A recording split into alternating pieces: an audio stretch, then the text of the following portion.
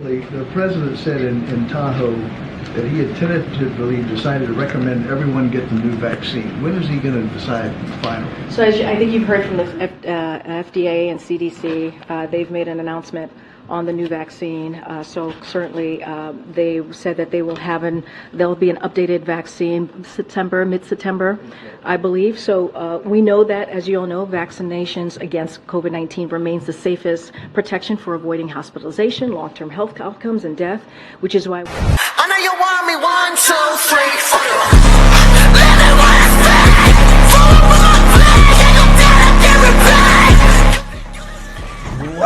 Welcome everyone to the Best Damn Podcast. I am your host, John Keane. As always, I would like to thank you guys for joining me. Ask that you please add, follow, check us out. Facebook, Instagram, Best Damn Podcast, Twitter, The Real Best Damn, and wherever you're watching from, please make sure to hit the like, give us a thumbs up, leave a comment, let me know what you think, and share this link. That is absolutely the best way to support and just kind of show your love. And plus, it helps me to get out there. That way, new people can find me. And if you'd like to donate and support to the channel, that's also a good way to support. PayPal, Venmo, Patreon, Cash App, Facebook Messenger Pay. The links are in the description box down below. We've basically been demonetized everywhere but Facebook, so you can also get Facebook fan subscriptions or book a personal tarot reading. And make sure you're checking out the daily tarot reads and all that stuff. We will be coming out with the monthly ones as well. They'll be uploaded tomorrow. Big ups to everybody. Much love to you guys for joining. If you're in the chat while you're watching this, please let me know if you guys can hear and see and all of that good stuff. We've got a really good one for you guys tonight. I thought about doing the show last night, actually, but, I decided to hold off. I wanted to get a little bit more research done. There were so many things that I want to share with you guys. It's been a crazy week for me, just to be honest, on a personal note. And it's a crazy time right now. I feel like as a whole, collectively, there's like a major shift going on. Every time we have these energetic shifts, I can feel it. And I see it reflected, in the news cycle. I see it reflected in the people that I interact with, on a personal level, in my personal life. The powers that be, they put a target on the backs of people like myself and you. Those of us who are aware of the agenda, that's going on right beneath the noses of everyone. And it's been the weaponization of everything too, by the way. The weaponization of truth, even. By giving you half-truths, right? In order to manipulate people, manipulate the masses. And they do this in the name of, whatever, cause they're dressing up. But it's obviously got an agenda. And most of the agendas are to undermine your freedoms or to walk you to the slaughterhouse. And that's just true. I don't want to get, religious and dogmatic and all that shit on you, but the truth is that there is a very, there's a spiritual connotation to this as well. It's a spiritual war. I don't think people can deny that at this point. It's incredibly obvious. The amount of rituals that are taking place right now, I don't know if I've ever seen it as big and as widespread and as obvious as it has been recently. We just had the blue moon last night. So every time, these moons come around, there's always moon manifestations, but this was a big one. This is a big one for those that practice. And, not everybody uses these astrological events, for benevolent purposes. Most of the time, the people that are into that stuff are trying to use the stars to control things for the purpose of manipulation, right? Bending people's will to conform to what they want to happen. Trying to control the outcome, the future of society and humanity. I myself, I've been getting tested a lot recently. A lot. It seems like it's a constant, and it has been ever since I've been doing this, and just simple things from the people that I meet. It's almost like darkness has a way of aligning us or drawing people to us that are there simply to just take advantage of us, to take advantage of our kindness. They see it as weakness, to take advantage of our hearts, to take advantage of our love.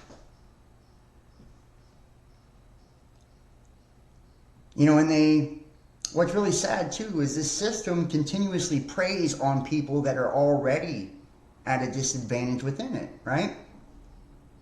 That's how they get a lot of these people, guys, including the politicians and all of that, right? They compromise people. They prey on your weaknesses. Do you have something that's a defect in your character? Because that's what they'll attack, right? Drugs, alcohol, sex, whatever it is, right? That's what they'll go for. They don't fuck around. They go for the jugular when they're attacking people, And they use people that have already been compromised, and they threaten them, usually by, using fear. To motivate them, to get them to do what they want them to do, to get them to do their bidding, right? And we've seen many people set up this way, spend the rest of their natural fucking lives in prison, murdered, go up, come up missing, never seen again. And this isn't just people that speak about truth. This is holistic doctors. This is attorneys that defend the wrong fucking person, It's anybody that pushes back against the archonic and demonic system. And, sometimes I wonder, and I feel like there's a lot of truth to it when we think about the concept, is our reality a reflection of ourselves and our thoughts and our emotions and how we perceive things to be? And I say, yeah, in a way that is so, That's the law of attraction, that frequency, that vibration is a primary law. And we will surround ourselves with whatever vibe we're carrying around. But sometimes, guys, that's not exactly how it works all the way.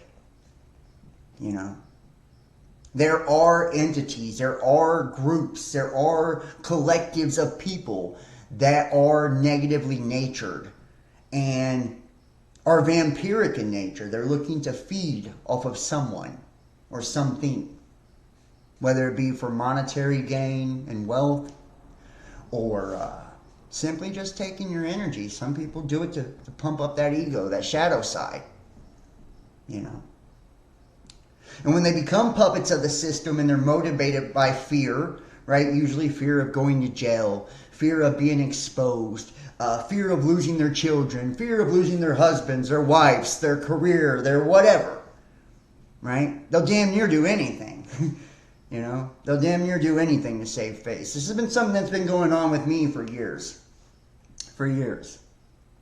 I honestly can't remember the last real fucking person that I interacted with, just to keep it totally real,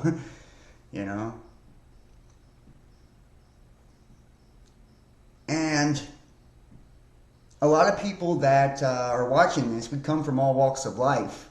All different schools of thought when it comes to our religious beliefs and, how we perceive God, including how we perceive the world. Not all of us agree on all of that either. I'm not here to pump the doom and gloom or anything like that. Matter of fact, I'm here to do the opposite. I'm here to illuminate things and shed a light on what is actually taking place, to raise awareness, which by raising awareness, we will raise the vibration of one another and creating community. That way people like myself, who has been targeted, and like you, who I imagine a lot of you have experienced that as well, have a place to go, to where they can share their thoughts, their views, their opinions, and they can gain more knowledge, you know, and feel safe somewhere to express that and be themselves. People are afraid of what's different, you know?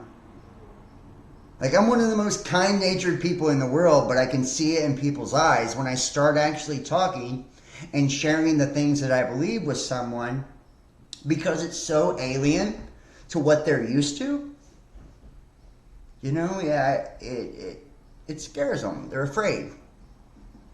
They don't know what to think. They don't know what to believe. You know? And this has even happened with people that, you know, even watch the channel and shit, which is weird. You know, it is. It's weird. It's like, oh, you're actually like who you are on camera. It's like, yeah, I'm actually that person. You know?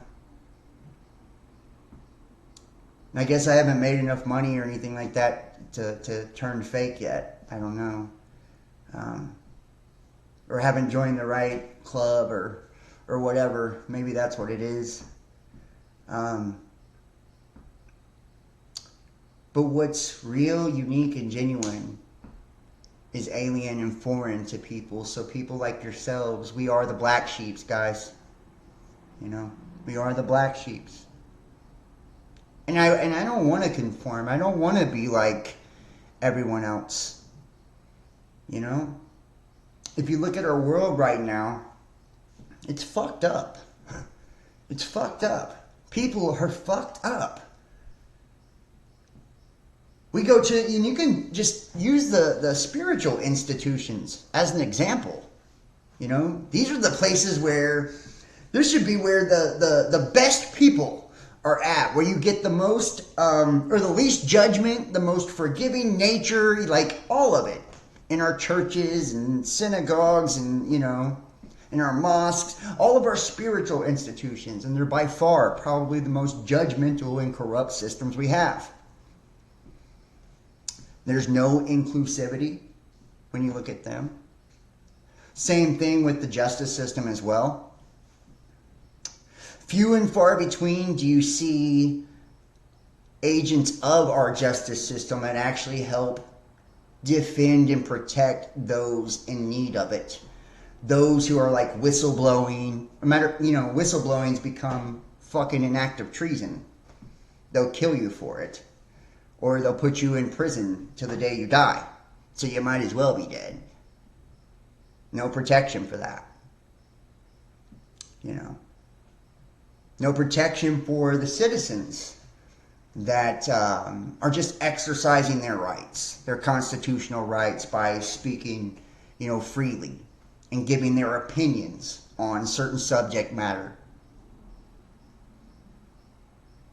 I had a couple of videos removed again. I think the last time I did a video with you guys, I had a couple channels that got strikes and they took down a video or two or whatever and demonetized one of my channels and took down a Discord server. And since then, which was about a week ago, I've had a couple more videos that were taken down. Since then, you know, and those of you guys who have watched me for years, you know, it's like, it's almost by doing this, I've never been able to have a functional real life in any real way or ever even have any real type of connections with people, you know, on the outside of this, which is insane. It's crazy. It's weird. It's wild. To think that people are so easily influenced that, and they're intimidated into attacking the people like you and me. Into making us look crazy and alienating us from society. It's motivated by fear. Or the desire to belong, the desire to fit in. Or the genuine belief, a lot of them have the genuine belief that they're better than us. You know. That what makes us different makes us bad. What makes us different makes us worse.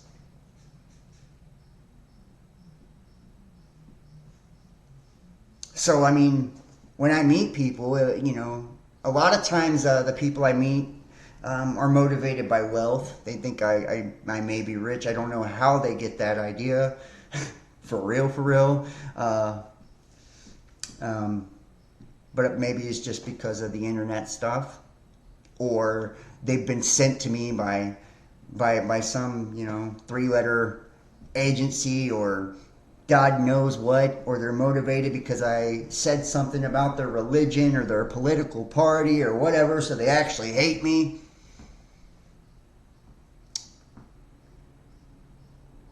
And it's like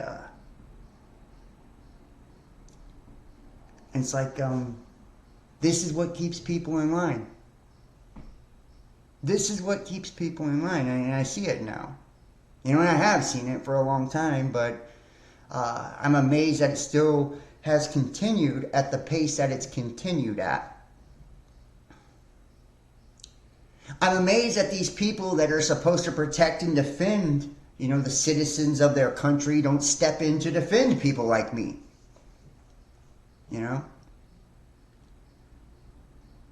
I've experienced defamation of my character, been made to look like the biggest sack of shit on earth in a million different ways by 100 million different fucking people. I've had my personal life destroyed 100,000 times over. Every time I meet a person, as soon as they find out this is what I do, it doesn't take long. It doesn't take long before somebody gets to them, or they themselves come to their own conclusion that I'm not a good person, and I deserve, some form of retaliation, retribution for being a nonconformist. I mean, shit, they have, even through the, Patriot Act and the reauthorization of the Patriot Act, came up with ways, guys, to legally target people like yourself and me. If that isn't fucked up, I don't know what is. Ruin our life with directed energy weapons and all of this crazy shit, right?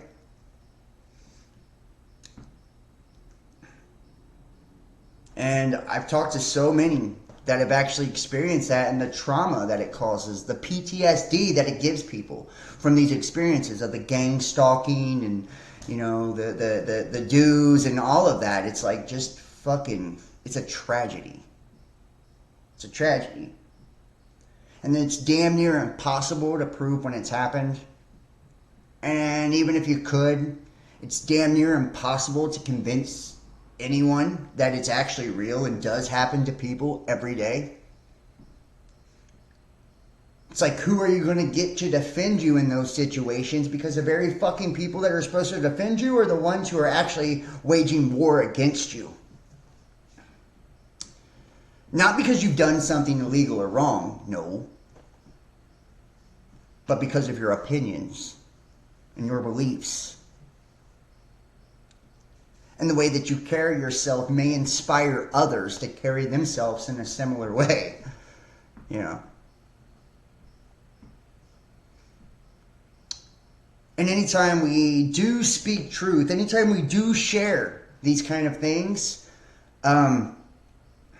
they find a way to either scrub it from the internet by shadow banning and censoring and all of that, flat out taking it down, or removing whatever page on whatever platform you fucking use to post it.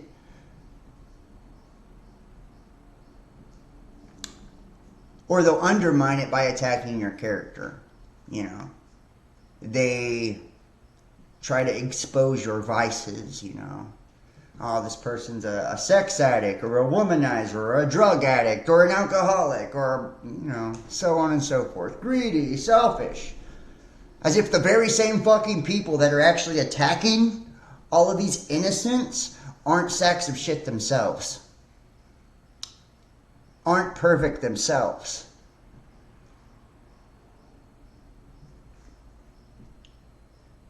So that's why when we do things on this channel, I try to do it from the point of view of no longer going after the individual, but going after the ideology, the thought process, looking at the evidence and looking at the propaganda and what's being presented to us, and why is it being presented in such a way, right? What would be the desired result or outcome of such a presentation? And what's really going on underneath the bullshit agenda that we're being fed all the fucking time? I really wish that there was a way, to have some form of litigation, seriously, and, an attorney, someone to defend, myself, my business, my livelihood, my life, my freedom, against the attacks I experienced, and everyone like me that's went through it too. But I don't know of any of those outlets at this moment. The only thing I know that I can do is this right now, what I'm doing now,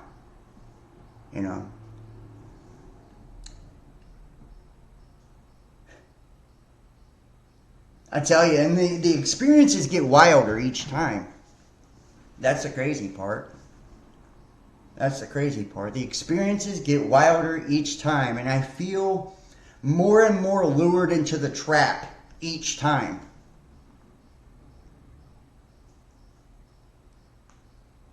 And it makes me angrier each time too. It makes me sadder each time too. And it's a constant battle for, I think, all of us to just keep faith that there are still good fucking people. To keep faith that there are people who, even care about people like you and me. Like I said, it's like having a moral compass or any type of, virtues are looked down on now in our society and in our world. It's looked at as weak. It's undesirable. It's not attractive. The more base and carnal and all of that, yeah, you're good. You're good. You'll go a long way with people. Or at least that's, that's the feel of things. That's what they want you to believe. That's how they want you to feel. That's why so many people have detached from it all. They've been traumatized by the experience of life. Love, relationships fuck them up so goddamn bad, they can't even open up and be vulnerable to anyone. They walk around with fear of every person they're involved with, because every person they've been involved with has probably done them dirty in some type of way. Or had some ulterior motive. Had some agenda. Some form of betrayal. And we start to accept that as a norm, and then it becomes to where one of two things happens. Either A, people begin to settle in life, and they accept these dilapidated conditions as, normalcy, and they start to settle for mediocrity, Their life becomes below par, becomes bullshit, and they accept that bullshit. They think they can't do any better. They think that's what they deserve. They think that's what they're worth.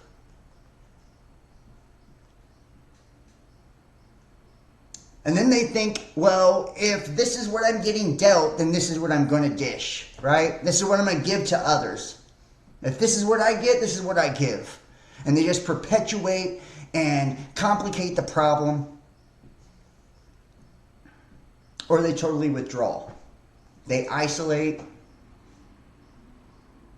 They close the doors to their heart, their mind, their soul. They lock it and they throw away the fucking key. They never open back up again. They're not willing to. It's too much of a risk.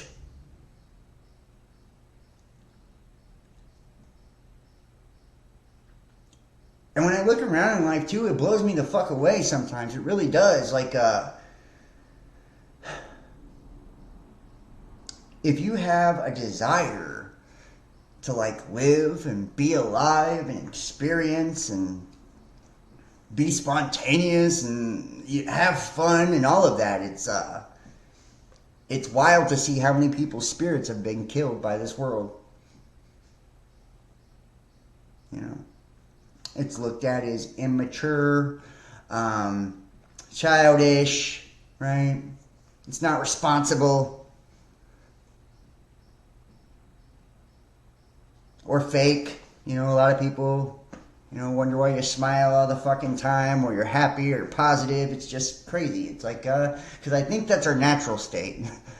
The depression and the suspicion and the anger and, all of that is probably the unnatural state. Just saying.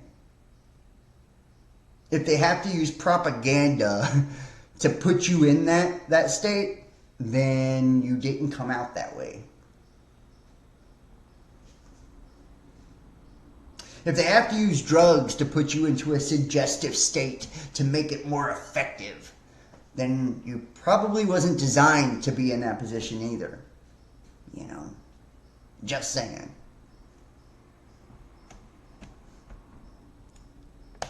And if I get on here and I say too much about myself, then people will see it as egotistical or whatever. If I get on here and I say too much about, the attacking and the people trying to set me up and all this shit, I'm telling you, it never stops. Never, ever fucking stops. Literally. I've had people call the fucking police on me. I've had people do the craziest shit. It's insane. It never stops. People don't want to hear that either, They think I'm like pandering for pity or whatever else. Matter of fact, I've had Facebook take my fucking videos down because I've, talked about them being removed on YouTube.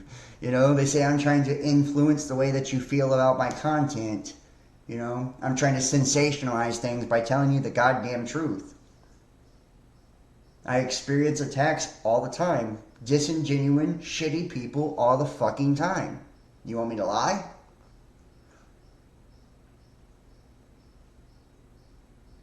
I've literally had my fucking livelihood destroyed by people.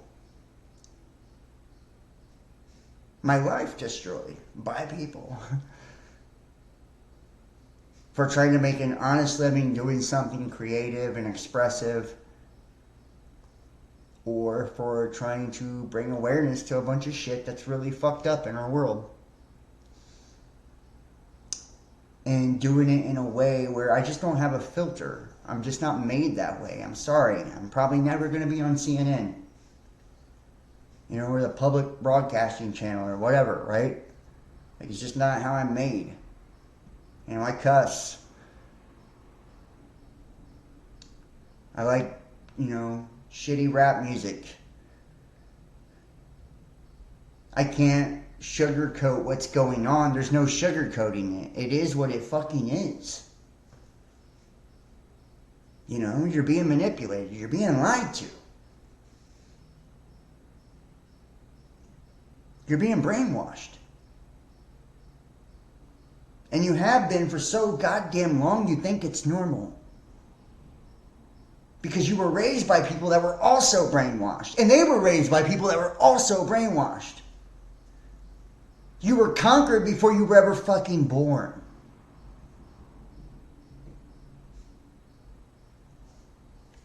And it ain't about your race, your sex, or any of that. It's everybody. I'm telling you, they hate us all equally. They hate us all equally. And if you think that's not true, then you're just foolish. You're just foolish. That's why there's every different variation of hatred and discrimination. It's to make sure they cover all goddamn bases and get you all to do it to each other. They don't need to do anything to you.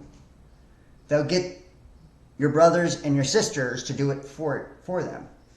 They'll get your wife to attack you, your girlfriend to attack you, your husband to attack you. That's how crazy it is. Start telling the people around you what you think is real, how you truly feel, and watch how they react. Start posting it online and expressing your opinions and your beliefs and see how people respond. Start whistleblowing on some real deal shit.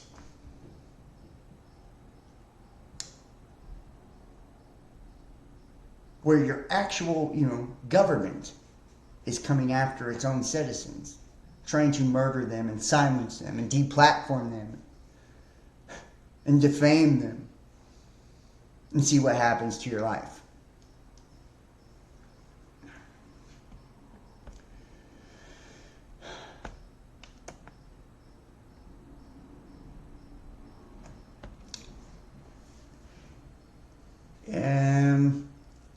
I don't know what you're trying to accomplish by saying that. Yeah, it's okay if I say whatever I want to. It's my channel. That's the whole point. I'll call whoever what I want whenever I want.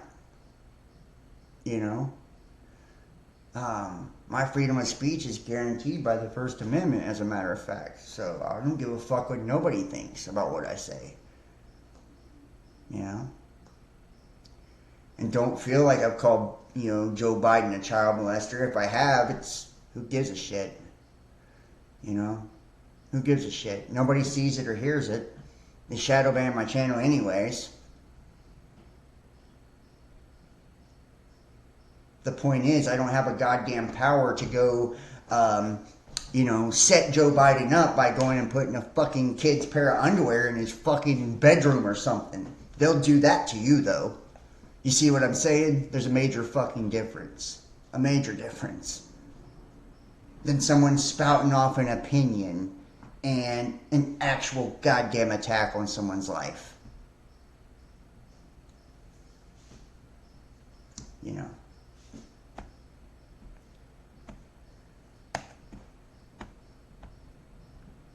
And thank you so much for posting that. We're going to go ahead and jump into this. I do appreciate all of you guys for joining me. Well, I just, I don't, kidding or not, I just, I need that to be, I need people to understand, I feel like people come in my chat and they try to undermine what I'm saying, and they do that deliberately to try to discredit what I'm saying, or to diminish what I'm saying. That way it won't be taken seriously, or it won't have the impact that it should on people, And I'm not asking nobody to fucking feel sorry for me or anything like that. That's not what I'm saying. At all. At all. I'm saying enough is enough. Enough is enough. Enough is enough. When are we going to start fucking caring?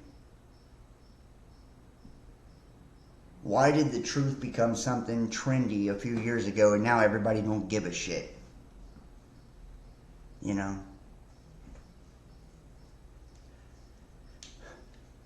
That's all I'm saying. That's all I'm saying. You still got your faith in politics? You still got your faith in religion? Like, what do you put your faith in? How many people out there are putting their faith in themselves? Empowering themselves? Working on themselves?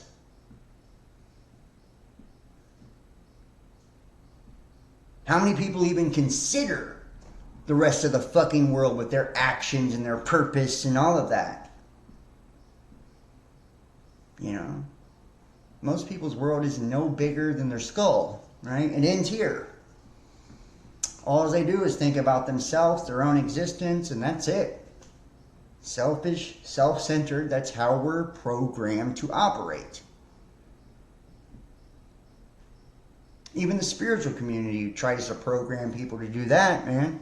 A lot of bullshit in the spiritual community, too.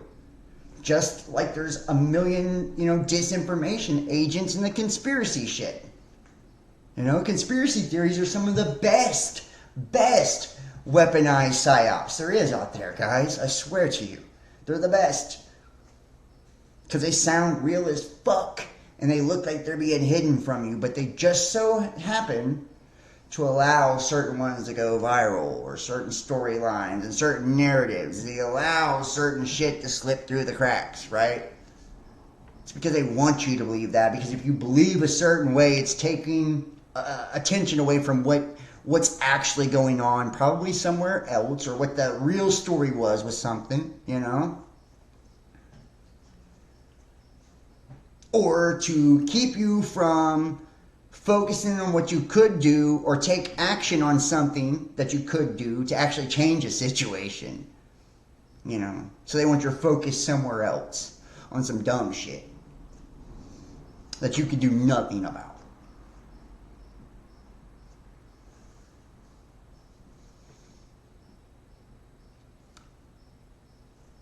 And it's like, I understand, you know, after COVID and all of that, the people are beaten down. I get that. Like, I fucking get it, man. I get it. It took a lot out of you, right? It did me too. I think it did everybody. You know, they wore our ass out with that one. I've never seen such a global effort to fuck people over in my life. You know, since World War I and World War II, but I wasn't alive for those. But I'm just saying, I've never seen such a global effort to fuck everybody over as we did there. And it's coming back, by the way. Didn't know if you knew that. We'll talk about it tonight. We're going to talk about Donald Trump's mugshot, which is trying to polarize you over to the Republican Party because they want you to put a goddamn Superman cape on him and believe you got somebody fighting for you. And believe he was cheated. And believe he got fucked over too. Global fuckery. Yes, that's a perfect term. That's what the title of this video should have been. Global fuckery. I like that. But they want you to believe in Trump because they want to control the opposition. You know? Same thing with like Christianity and all that, you know? Here, let's act like you're all being, you know, attacked. You know? This is persecution. It's the largest religion in the world. You guys are persecuting everybody who isn't one. What the fuck you talking about? You're the most judgmental people on the face of the earth. You know? And your priest raped children. The fuck you talking about? You're running rituals on everybody in your churches. It's all fake and televised and propagandized too. And you have organizations and associations that you have to follow in order to keep your 501c3 because you're tied in with the government as well. Shut the fuck up. You know? Or any of these specialized groups of any sort. You know? It's like, let's go ahead and destroy the majority so we can give special privileges to a small group of minorities. So, and I'm not talking about just people of color, I'm talking about every little special group they create. Let's go ahead and give them extra rights to balance out the scales. That way we can manipulate all of the people to try to want to become one of those special groups we've created. Even if that means cutting off their fucking genitalia or mutilating their own children.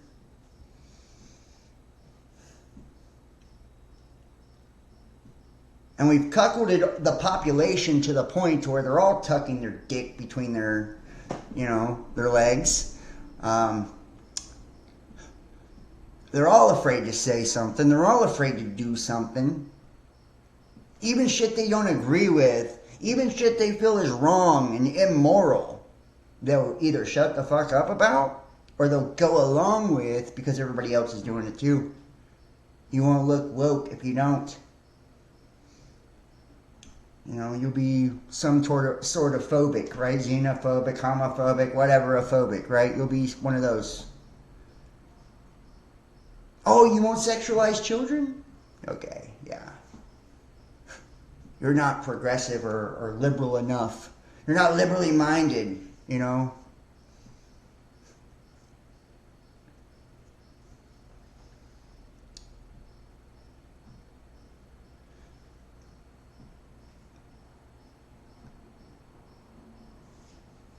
Well, you know, the whole counterculture movement too, yes, that's psychological warfare as well. That's why we got to be so, you know, and they watered down spiritual communities and all of that to the point where people don't believe in it anymore either.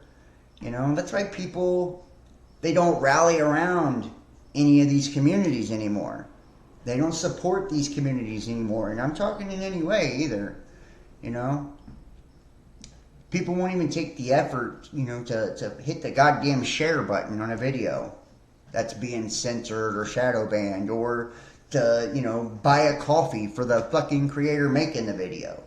Like, it's crazy. Because they've been manipulated so much by all the bullshit, they think it's all bullshit now. And I don't blame them. But at the same time, it's like, where's people's discernment? You know? Where's your discernment?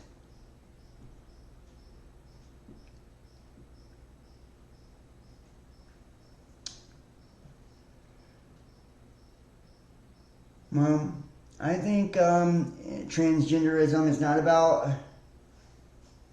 PayPal should not be blocked at all. It's not... I don't know why it would be blocked. That doesn't make any sense. Maybe it's just got the wrong link or something, but there's one in the chat. It's paypal.me/thebestdamnpodcast. But the transgenderism stuff to me is not about, let me pull this up so I can quote you. Hold on. Yeah, right here. It is about sidestepping the merger of human and machine.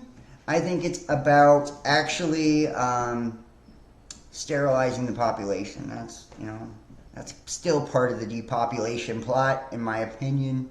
That's what all of this is. GMOs, right, in the food and the chemicals in the food, sterilizing you. Jabs and all of that, sterilizing you. Like, you know. Here, I'll put that link in here.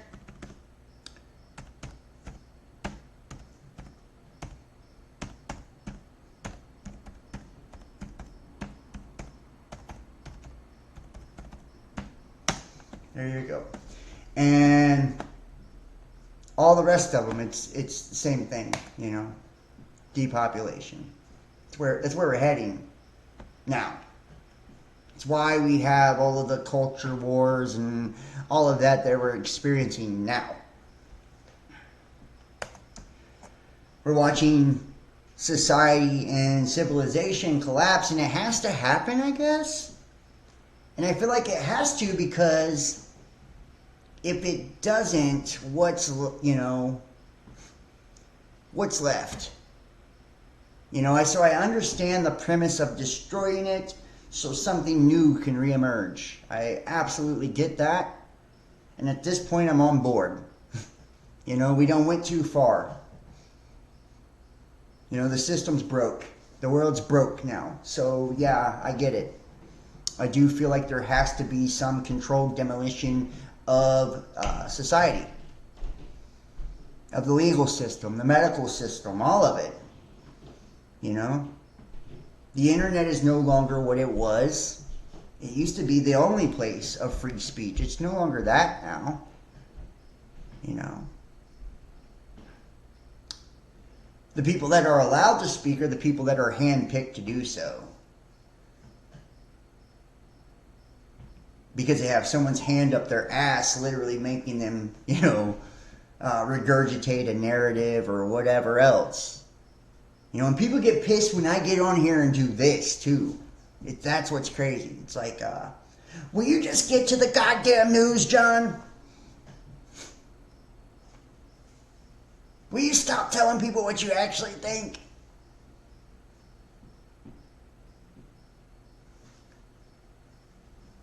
It's like, this channel is not for beginners. I mean, if you're a beginner in all of this and you want to watch it, cool. But this is like the advanced shit, man. You know?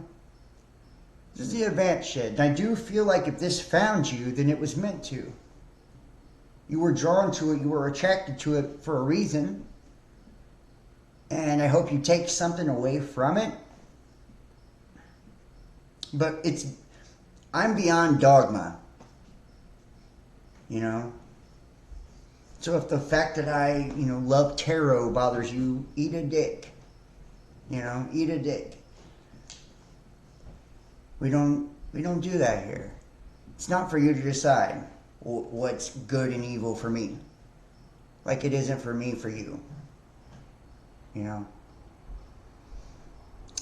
I don't care if you think astrology's real. Don't watch those videos. You don't have to. And that's the problem. Or if I talk about Donald Trump and I don't, suck his ass as I do it, then people will get pissed about that too. Don't give a shit about that either, but just saying.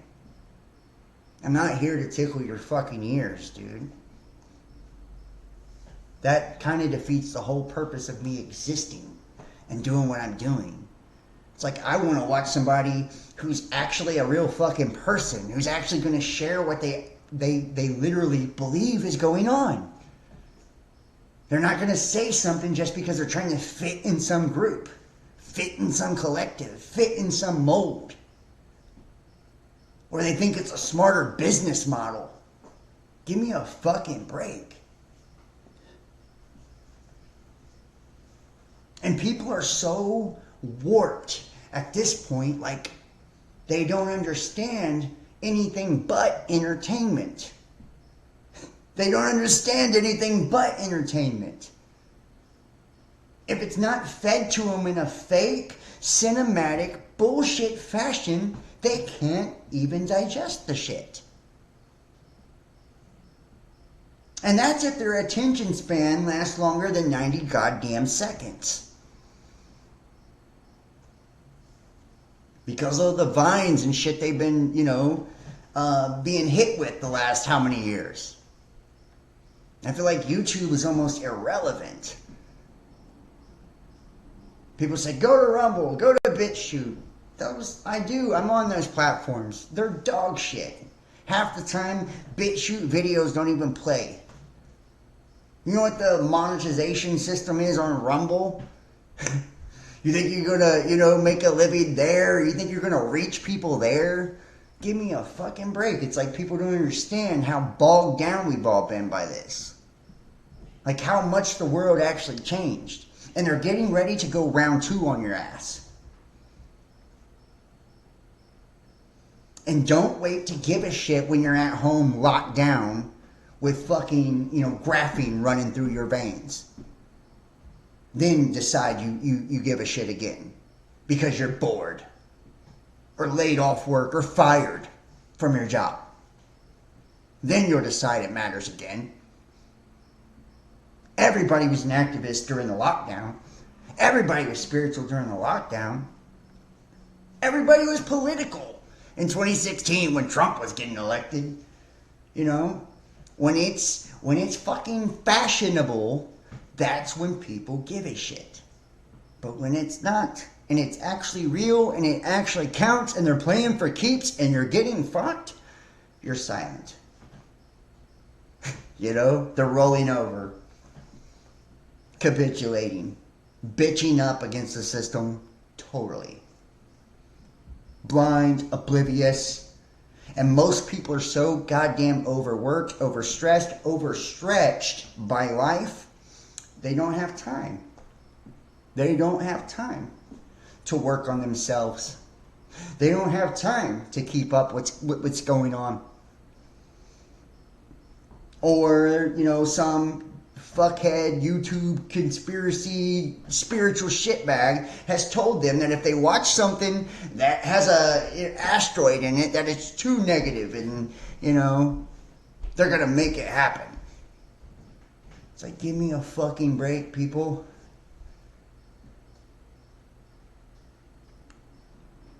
Burying your head in the sand is not going to get shit done. It's understanding how it works. And you can't understand how it works if you're so fucking dogmatic you call everything witchcraft.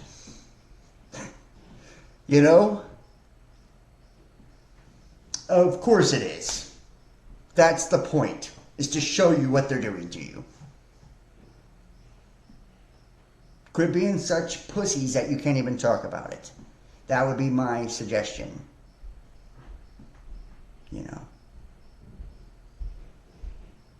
Or people are so, broke and they have however many minimum, 2 or 3 different minimum wage jobs. They can't afford to give to this stuff. They can't afford to support any movement or anything like that. They're barely able to take care of themselves. And can we fault these people? We cannot. And it's like, until people realize we're all in this together, until people realize that we have no room to judge one another for shit because we're all imperfect. Every group is oppressed in some way. Until people get that through their thick fucking heads, we're in deep trouble. We're in deep trouble, and it's like, you have to see at this point, like, the necessity of what's taking place. We're all being forced to do something about it. If you can't see that by now, if you haven't caught on by now. And they're not, God isn't trying to force you to overthrow the government either. He's trying to force you to make the change within yourself. He's trying to force you to surround yourself by like-minded people. And to put your time, money, energy, and effort into shit and people and movements and causes and things that matter and things that are beautiful and things that bring good into the world and that shed light on the darkness. Things that are true. That's what we're being called to do. That's how the change happens. And it's like, I get really hopeful sometimes when I see, the increase in awareness in different areas and avenues of life. But then also it's like, it gets very discouraging too, to see so much awareness and so little action. So. But, people will absolutely eat this shit up. I can't tell you how many tweets I seen when Trump got his mugshot of like, he's back. We got our guy back. Trump ineligible for presidency because of his role in insurrection lawsuit says. This booking photo shows former President Donald Trump on Thursday, August 24th, 2023, after he surrendered and was booked at the Fulton County Jail in Atlanta. Trump was indicted for scheming to subvert the will of Georgia voters in a bid to keep Joe Biden out of the White House. Now think about that. He was arrested for subverting the will of the people. How many fucking people should be in prison or have their mug shot on the television for that one? Right? That's a joke too, right? They try to influence your will on so many different things when they were threatening to take away your jobs if you didn't conform to certain policies and mandates. Or when they deplatformed all the people who didn't agree with certain narratives. Like, come on, man. South Florida lawyer filed a lawsuit against Donald Trump seeking to have the former president declared ineligible to run for another term as president. The lawsuit citing Trump's involvement in the January 6th, 2021 insurrection and wants the federal courts to enforce the 14th Amendment to the Constitution added after the Civil War to prevent people who engaged in rebellion against the United States from holding office again. Now there you go. This is setting a precedent. Those engaging in rebellion. Do you see how controlled opposition works? This is called character assassination. They put a figurehead at the top of a collective and then they assassinate the fucking character, and they might actually assassinate this motherfucker, just saying. That could be a possibility too. And they do it to take out the groups or collectives that fall under the character. The best way to control the opposition is to lead them. He was brought in to draw you all out. To make you feel comfortable by voicing your opinion. To make you feel comfortable by, trumpeting your fucking beliefs. And then what happened? All the social media platforms and content platforms found you all, right? Banned you, muted you, deplatformed you. Then this was a, watch my private content. Or you can also see it, I think the videos are up for free on BitChute and Rumble. But the January 6th stuff was a false flag event. Flat out. How can, so this shows you how fake this is too. Right? If the actual thing they're indicting him for is for something that was literally a fake federally ran narrative to go after a political party, which then later resulted in 30,000 troops occupying our capital as the transition was made to the next party, which just so happens to be a socialist, diet communist fucking party, right? Who then brought in mandates for jabs and all of that as well, and they're not done.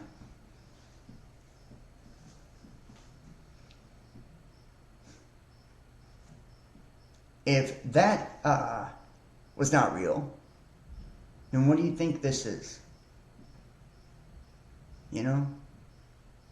The attack after the fact. They do this that way it's okay to attack you afterwards. To get you next. Same thing with deplatforming Alex Jones. They ended up taking me off iTunes too. I had over 100,000 downloads and everything. But they had to get the first shill domino to fall. That's how this shit works. They get people to represent large groups like that. Notice Alex Jones and Trump and their connections and all of that, They were blowing each other the entire time Trump was trying to get elected. Right? They ain't saying shit now, though. Now Sandy Hook's real and from Alex Jones and, and Trump's back because he got a mugshot. But his bitch ass tweeted out and told you to go where you got set up. He was in charge of the country on the day you got set up. You guys remember, motherfucker, here, let's take a look. I'll show you a couple pictures here.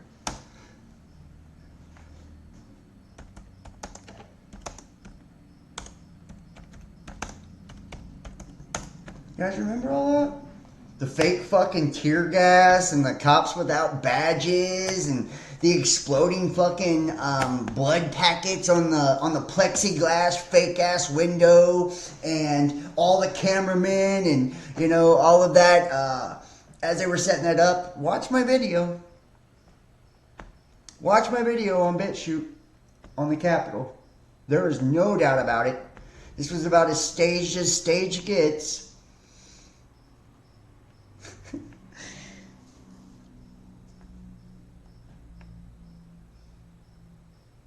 Posing for the camera.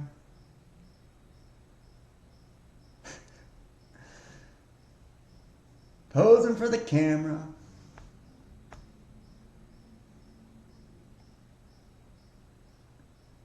God, this is a joke. See? All the people who allegedly got charged and indicted and all of that. Maybe people really did get in trouble. But they had to have been. The people that was walking in the crowd yelling at the people with fucking camera phones like, this is fake! This is fake! But this motherfucker definitely is, and let's just say for hypothetically that, the QAnon shaman, really is in prison somewhere and all of that, we've already seen with the Tucker Carlson shit and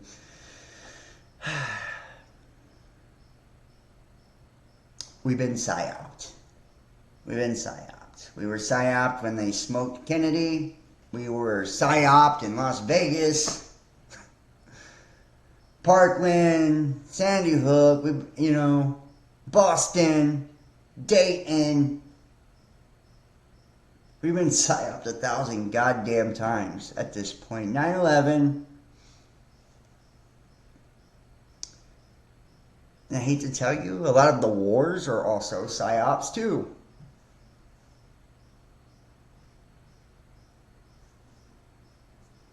You repeat a lie enough to where it becomes truth. And then you go and you operate off of that basis. That the lie you've been telling is the basis of fact. That is the truth now, right? So then we start building lies on top of those lies as well. Creating these fictional narratives to deceive the people and make them believe something. And by the time they, start questioning things, it's already built on top of so much bullshit that it's hard to dig it all up and get to where it all originated and what's really going on there. But you can almost fucking guarantee that every time, everything that is in the name of safety and security and all of that is a guaranteed death sentence to your rights and freedoms. So, and every time that we see something with, guns and violence and racism and all of that, there is a highly politicized agenda to target specific groups or laws to alter and change them, or attack them or whatever.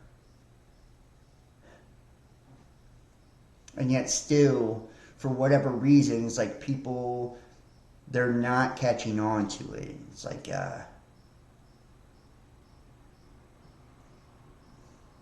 and if they are, I don't know if they care at this point. It's all theater, though.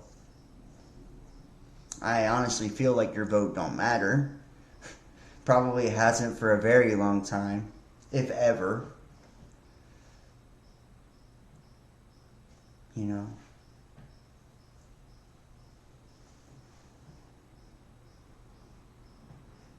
But I mean, who cares, right? Who cares, right? If you're not doing anything wrong and you don't have anything to hide, what's it matter if you have privacy? I hear so many people say that.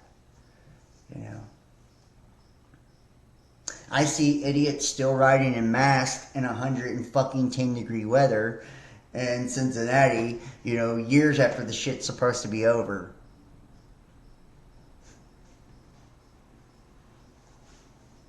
Because they broke them.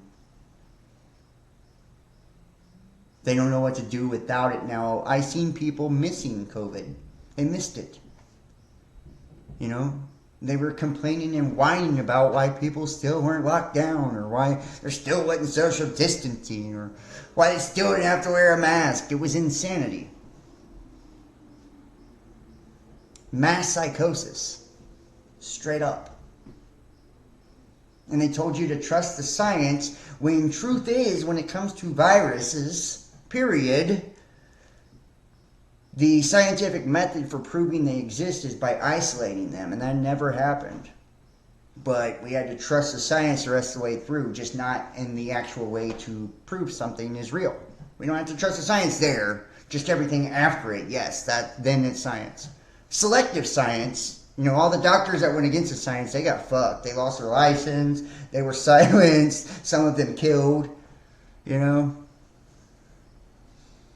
I think the real lesson should have been trust the science as long as it comes from Big Pharma. Trust the science as long as it comes from a politician. Trust the science as long as it's politically motivated or deemed to make a huge monetary gain for somebody who's got a vested interest in it. Then trust the science. Other than that, do not. Okay? That's not a credible source. Okay? Because we're not paying them. They're not under contract. That's not a credible source. We don't sponsor them. That's not a credible source. We'll tell you what's credible too. Through our own, media news outlets that are owned by 3 different fucking people. But all of them. All your broadcasting. All your radio, TV, all of it. And now we'll even, take over the internet to where those same broadcasting companies now just, pump the shit out here. Then you can trust the science. Then you can trust the news. Then, I guarantee you, I'd be amazed actually if this video don't get taken down for harmful conspiracies. Harmful conspiracies. Yeah, I've had a few of those for sure. To strike, you get in trouble for it. Because you're not even allowed to talk about the possibility that something's fake now. You're not even allowed to express your opinion and thoughts and beliefs that something could not be real or be harmful or detrimental to us. Or you're harmful. You're harmful to the agenda is what it is. You're harmful to the brainwashing is what it is. I have to preface every fucking video by saying, hey guys, I'm not a lawyer. This isn't legal advice. This isn't financial advice. This isn't medical advice. Right? This is just for entertainment purposes only. This is relevant satire. Do not try this at home. Do not engage. Blah, blah, blah, blah, blah. If I don't say that, I get a strike every time. I mean, I have to completely discredit myself for them to even allow me to speak a little bit, and they still usually get me. So.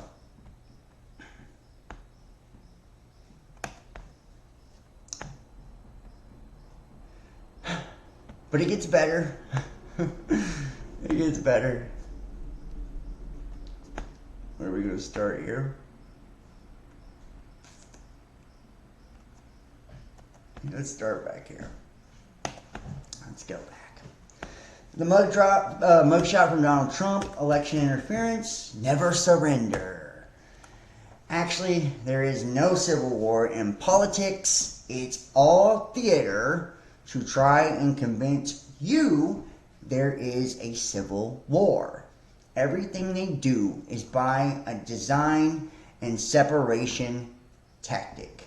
At the end of the day, they all retreat to the same country club and dine together while the unwashed masses duke it out on the streets on their behalf. This very photo was released to galvanize and further separate groups in order to divide and conquer. It's all a fake narrative to astroturf for the next election. If you're still binge watching the DC soap opera, you're a long way from connecting the dots. They want you to think there is a civil war so we don't start a revolutionary war. Isn't that the motherfucking truth? And like I said, every talking head and ass hat puppet was posting this shit saying, he's back. Yeah, goofballs.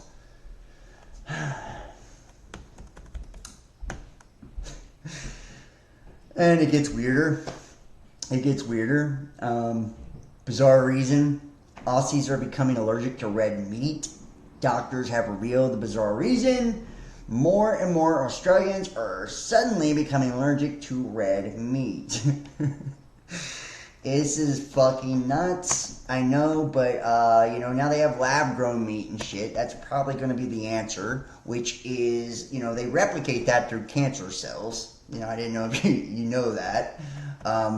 So that's why they'd rather get you to do that, or also, want you to eat vegan. That way you're all the soy products, which sterility as well, especially in males.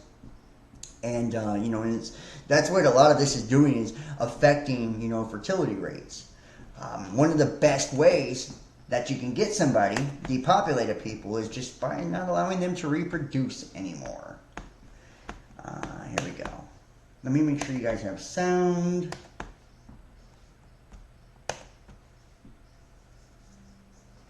Allergy, making it the 10th most common food allergy here in the country.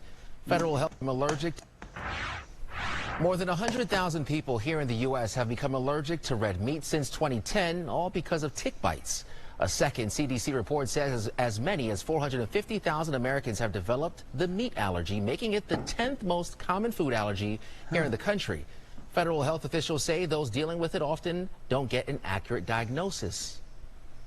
According to what doctors say, one of the hardest things about making this diagnosis is that you don't know when the bite occurred. It's not like you pull a tick off and the next day you start to see evidence of that. I had what we know now was an anaphylactic reaction. I woke up at 2 a.m. I was nauseated. I was dizzy. I was vomiting and doing other things one does when they're sick in the bathroom.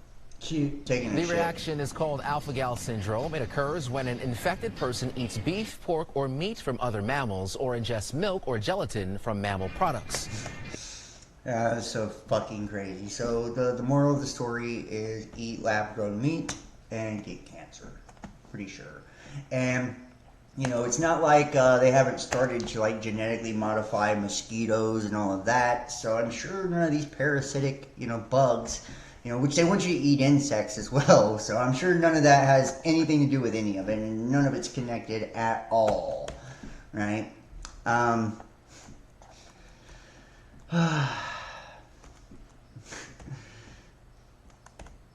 The CDC says the new super variant of COVID is going to be much worse on those with prior COVID or are vaccinated for COVID.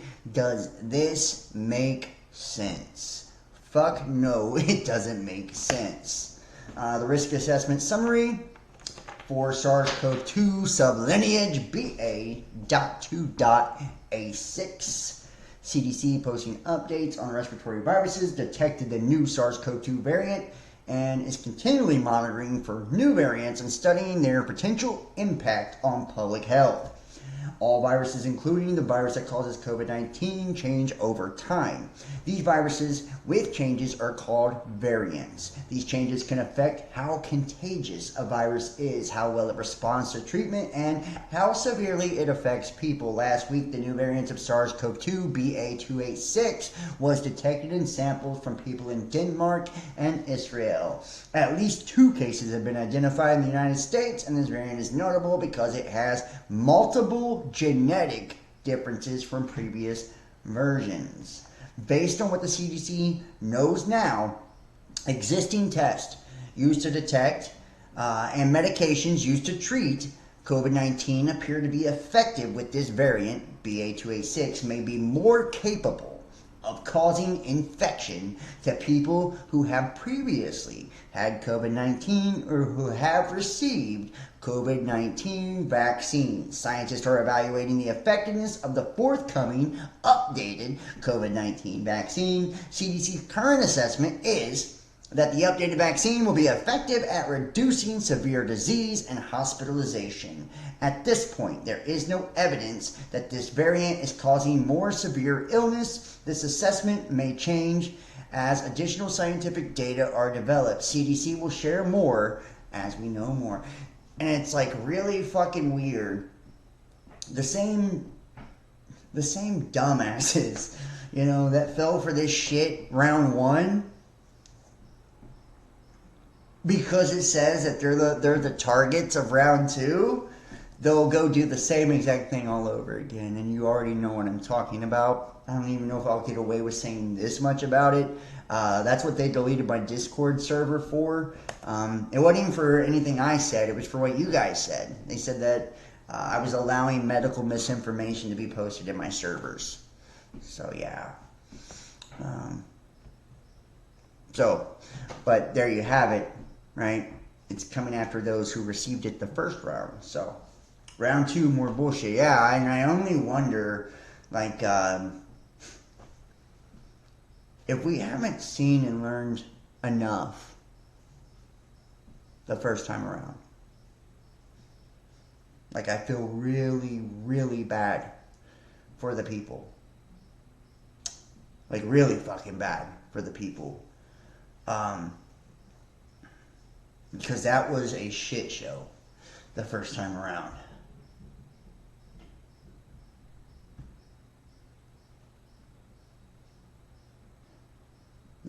Well, that was a shit show. And that was really divisive too, right? That was turned into the haves and the have-nots, when it came to all that. All the people strapped up with how many different boosts and shit like that, and then the people who wouldn't even let them touch them to test them, they became mortal enemies. And they used it to deny us entry into restaurants and employment and all of these things. And still, they still believe that they haven't squeezed every drop of stupidity out of people, so they're gonna go at it again.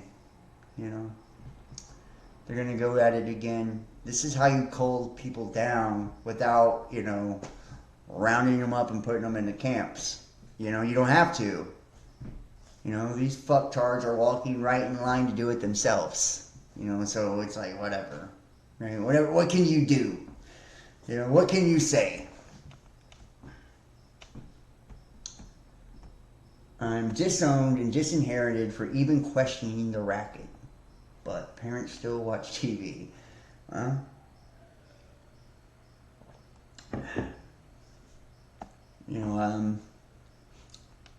That's why I quit trying to fit in forever ago.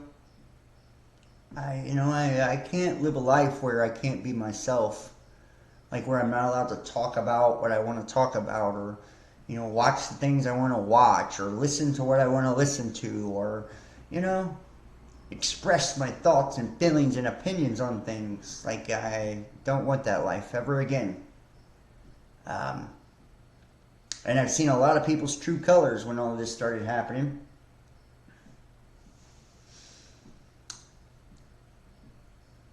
I've seen a lot of people's true colors when this started happening.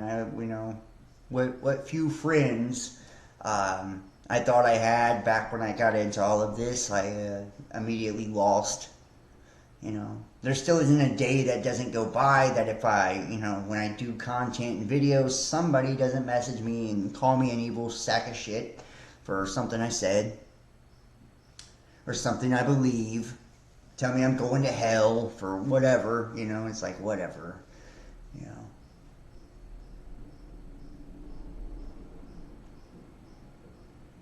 Yeah, the door is always open. The door is always open. I'm the same way, man. Like, I love everybody. I don't care if you fell for the agenda or not, Like, you're still a human being. You're still a person.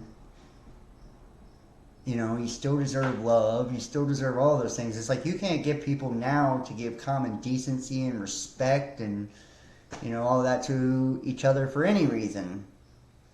Let alone like compassion or empathy or support for people, because they made poor choices or bad decisions or are down. It's like craziness. And I hate to say it, a lot of the people that didn't do it were just as bad as the people that did, pointing the fingers at them and attacking them. It's like, yeah, they're stupid as fuck for doing it, but it's like we can't stoop down to that level, Whatever, and it's like we gotta allow people to believe what they want to believe and have, their right. Their right to choose. It's not up to us to decide. If they bought into the shit, then whatever. That's on them. We still should love them, respect them, be kind to them.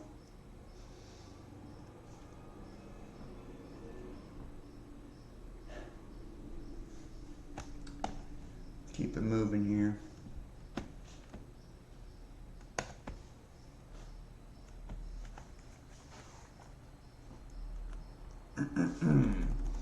And it gets worse. Kentucky school districts cancel classes less than 2 weeks into the school year due to COVID-19 viruses and strep outbreaks. So, yeah.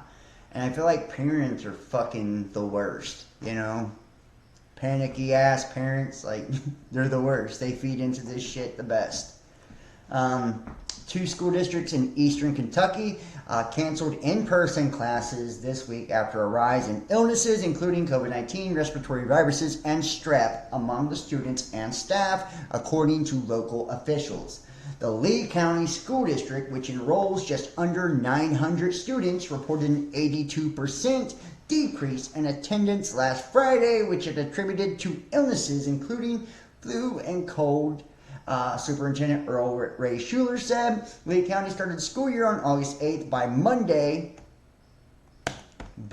Monday of the week, the attendance rate had dropped to 81%, with 14 staff members also out sick. I'm not saying they didn't have something going around. They obviously did, but it's very obvious, this is, being pushed because it supports the new narrative that's being pushed out as well. The buildings and buses being sanitized, all activities were cut off for the week, and classwork will be done remotely. So, so there you have that, right? There's that, okay? The world is getting more demonic by the day. In deadly Maui fires, many had no warning and no way out. Those who dodged barricades survived. Damn. Only those who disobeyed survived. Put that shit on a t-shirt. I love it. I love it. Only the ones who didn't fucking listen got out of there with their life. Isn't that crazy? How about that? That's just a coincidence, I'm sure. According to, it's the same thing with that C-19 agenda, was it not? Only those who didn't conform never got shit to do with it at all. According to a report by AP, the only road out of Lahaina was barricaded. Only those who disobeyed survived. In the deadly Maui fires, many had no warning and no way out. Those who dodged barricades survived. Only those Maui residents who disobeyed the barricades survived fires. Yep, during such events, you're likely better off following your natural survival instincts. And meanwhile, the guy claims there aren't a lot of parents asking about children, which leads him to hypothesize that whole families have been incinerated. You won't believe it. You just will not believe what I'm going to present to you in today's video. When I discovered it, my jaw dropped, and to be honest, I'm still in disbelief. So whatever you do, turn off all distractions and watch every second of this video, because what you're going to see in here is going to leave you in absolute disbelief. You ready?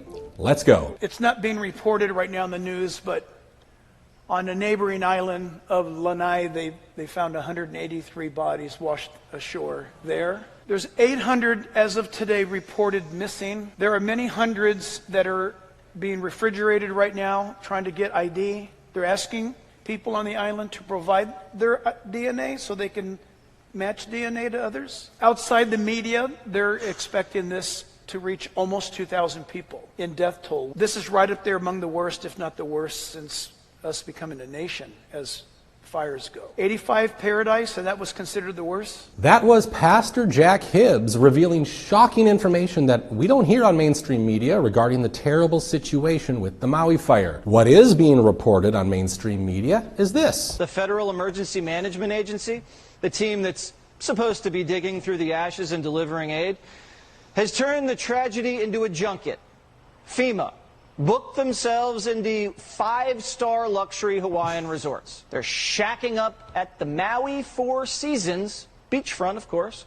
Rooms there are $1,000 a night. It's not just the Four Seasons. FEMA agents are also posting up at the Fairmont Key Lani in Maui, where rooms range there from $1,300 to $4,500 a night. FEMA agents are also crashing at the Grand Wailea Astoria, 5 stars of course. Are these the hotels Biden's FEMA officials should be staying in, gallivanting around in and drinking in, as search and rescue operations are underway with 500 kids still missing? Now, FEMA has confirmed that they're staying at these hotels. Biden's giving Maui fire victims $700 while his FEMA officials sleep at luxury resorts that cost more than that per night. FEMA officials could stay at the Days Inn, where you could get an oceanfront view for $250 a night. We confirmed it. Rooms are still available there. Now, when did FEMA develop this taste for the finer things in life. Because FEMA's administrator, Deanne Criswell, is complaining that they don't have enough money. We're watching our disaster relief fund very closely. Our estimates do still stay that we may have a depletion of our fund now. I mean, this is a day-by-day monitoring of the situation.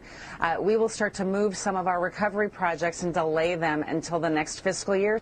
Whoa, FEMA has a $25 billion budget. Please.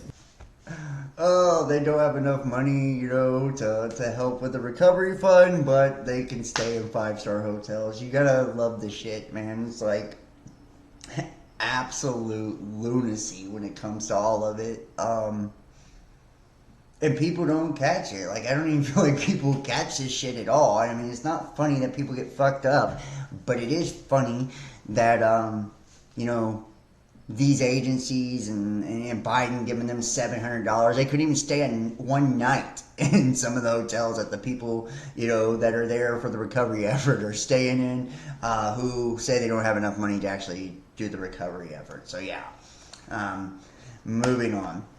And make sure you guys are hitting the thumbs up and the like on this video, because I'm almost positive it may get taken down. I could possibly get a strike for this one, so make sure to donate, support, subscribe, and check out the other platforms as well. One daycare even said it offered kids the freedom to try out child sexuality in the rooms. German kindergartners promote sexual exploration rooms, where children are encouraged to masturbate and touch each other. At least 2 nurseries in the German state of North Rhine-Westphalia have introduced the practice. German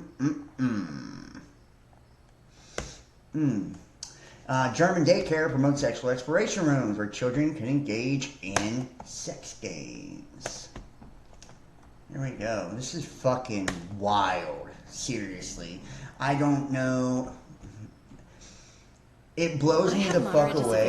It really does. It blows me away that people aren't outraged by these things. That I've even witnessed this too. You know, I've been around fucking people that like try to normalize this shit. It's so crazy. It's like there's nothing normal about sexualizing children in any way, shape, or form. It's like, why are we allowing this shit to go on?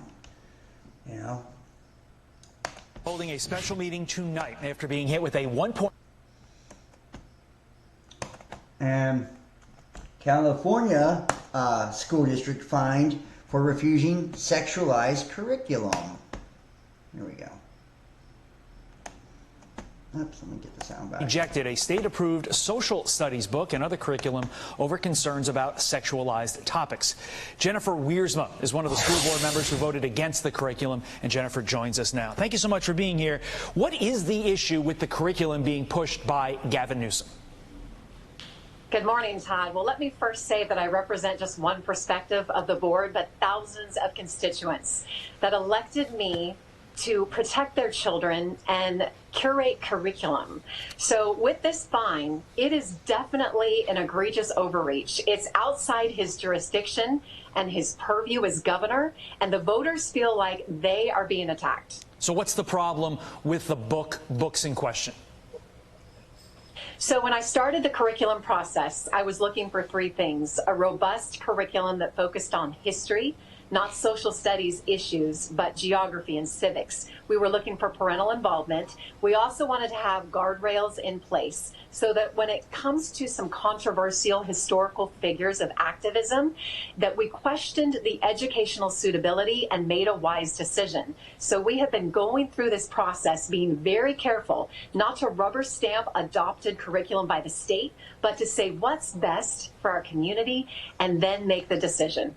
One of the things that it's just crazy, you know, it's just crazy. And it's like they got fined for that because they didn't want to push, you know, sexualized curriculum, you know, to kids. You know, it's like this just shows you like there's no logic anymore. And you know, in any area of society, it's to the point where we're really, you know, we're really bad off mentally, emotionally. Like there's not a, a spiritual stability to not just our nation, but the world now. We're in a very chaotic stage of this, age as we transition into the Aquarian age. And what we are seeing, in my opinion, is there is an aspect of a controlled demolition to this as well, as we see like from governments and world agencies. They are influencing the process, and speeding it along and trying to pick and choose how it happens and the manner in which it happens. This thinning of the herd or purge. But at the same time, this is shifting into, this whole totalitarianism where it's complete and total thought control, complete and total thought control. And it's like they are conditioning everyone to accept like this new normal. Remember, that was like one of the major themes when we really stepped into this era. And I call this the post-COVID era. That's like what all of this is now. And we're not done. We're just getting started, right? We're just getting started. It's like I actually even wonder if real people even see my videos anymore. That's how controlled shit has gotten. I actually wonder, like, do real people even see, content like mine? Do they block the IP addresses and, scrub, stuff like this, like they've scrubbed everything else that they don't want us to be educated about or don't want us to be able to weigh in on or have an opinion about when it comes to the things that are affecting our society and our world. Now, these narratives too, you got to think a lot of them, if we do see them, if we are fed them, then it's always 1000% of the time politically motivated, and there's an agenda behind that too, because it's problem, reaction, solution, right? Where they're setting up the stage to bring in, some new oversight for, the control and manipulation of the masses. It's fucked up, And the end game, population control. First, they'll ban cash payments over £3,000. And then the limit will be reduced to 600. Then cash will be illegal altogether. Get ready for the central bank digital currency. The ban on cash payments over £3,000. That's fucking crazy. It's really crazy. Where they're now banning cash payments in other countries. Do you often pay large amounts in banknotes? The government intends a ban on cash payments for amounts over £3,000. This ban applies to traders, professional or commercial buyers, and vendors of goods. They're not allowed to avoid this amount by making several smaller payments in banknotes. This way, it should be harder to launder illegal, dirty money. And the truth is, it's got nothing to do with laundering money. They always want to dress it up as some type of, form of protection, right? If it's ever in the name of safety and security, you're getting screwed, flat out, right? And we've seen this in every aspect of our world, That's why we have all the false flag events and shit like that. It's like, if it's guns, then it's, that way you can't protect yourself against tyrannical government, but it's in the name of that type of violence. And then with this, they say, oh, well, we don't want to allow them to launder money, but the truth is they don't want you to even not be taxed on a single penny. And they want to have access to cut off your funds and your access to money to survive if you go against them. You understand? Right? So with digital transactions, as we move further into the agenda, and I do believe we will be eventually tied in, like we see in China, to some form of a social credit scoring system. And it's like, people like myself, I could only imagine how low my social credit score is.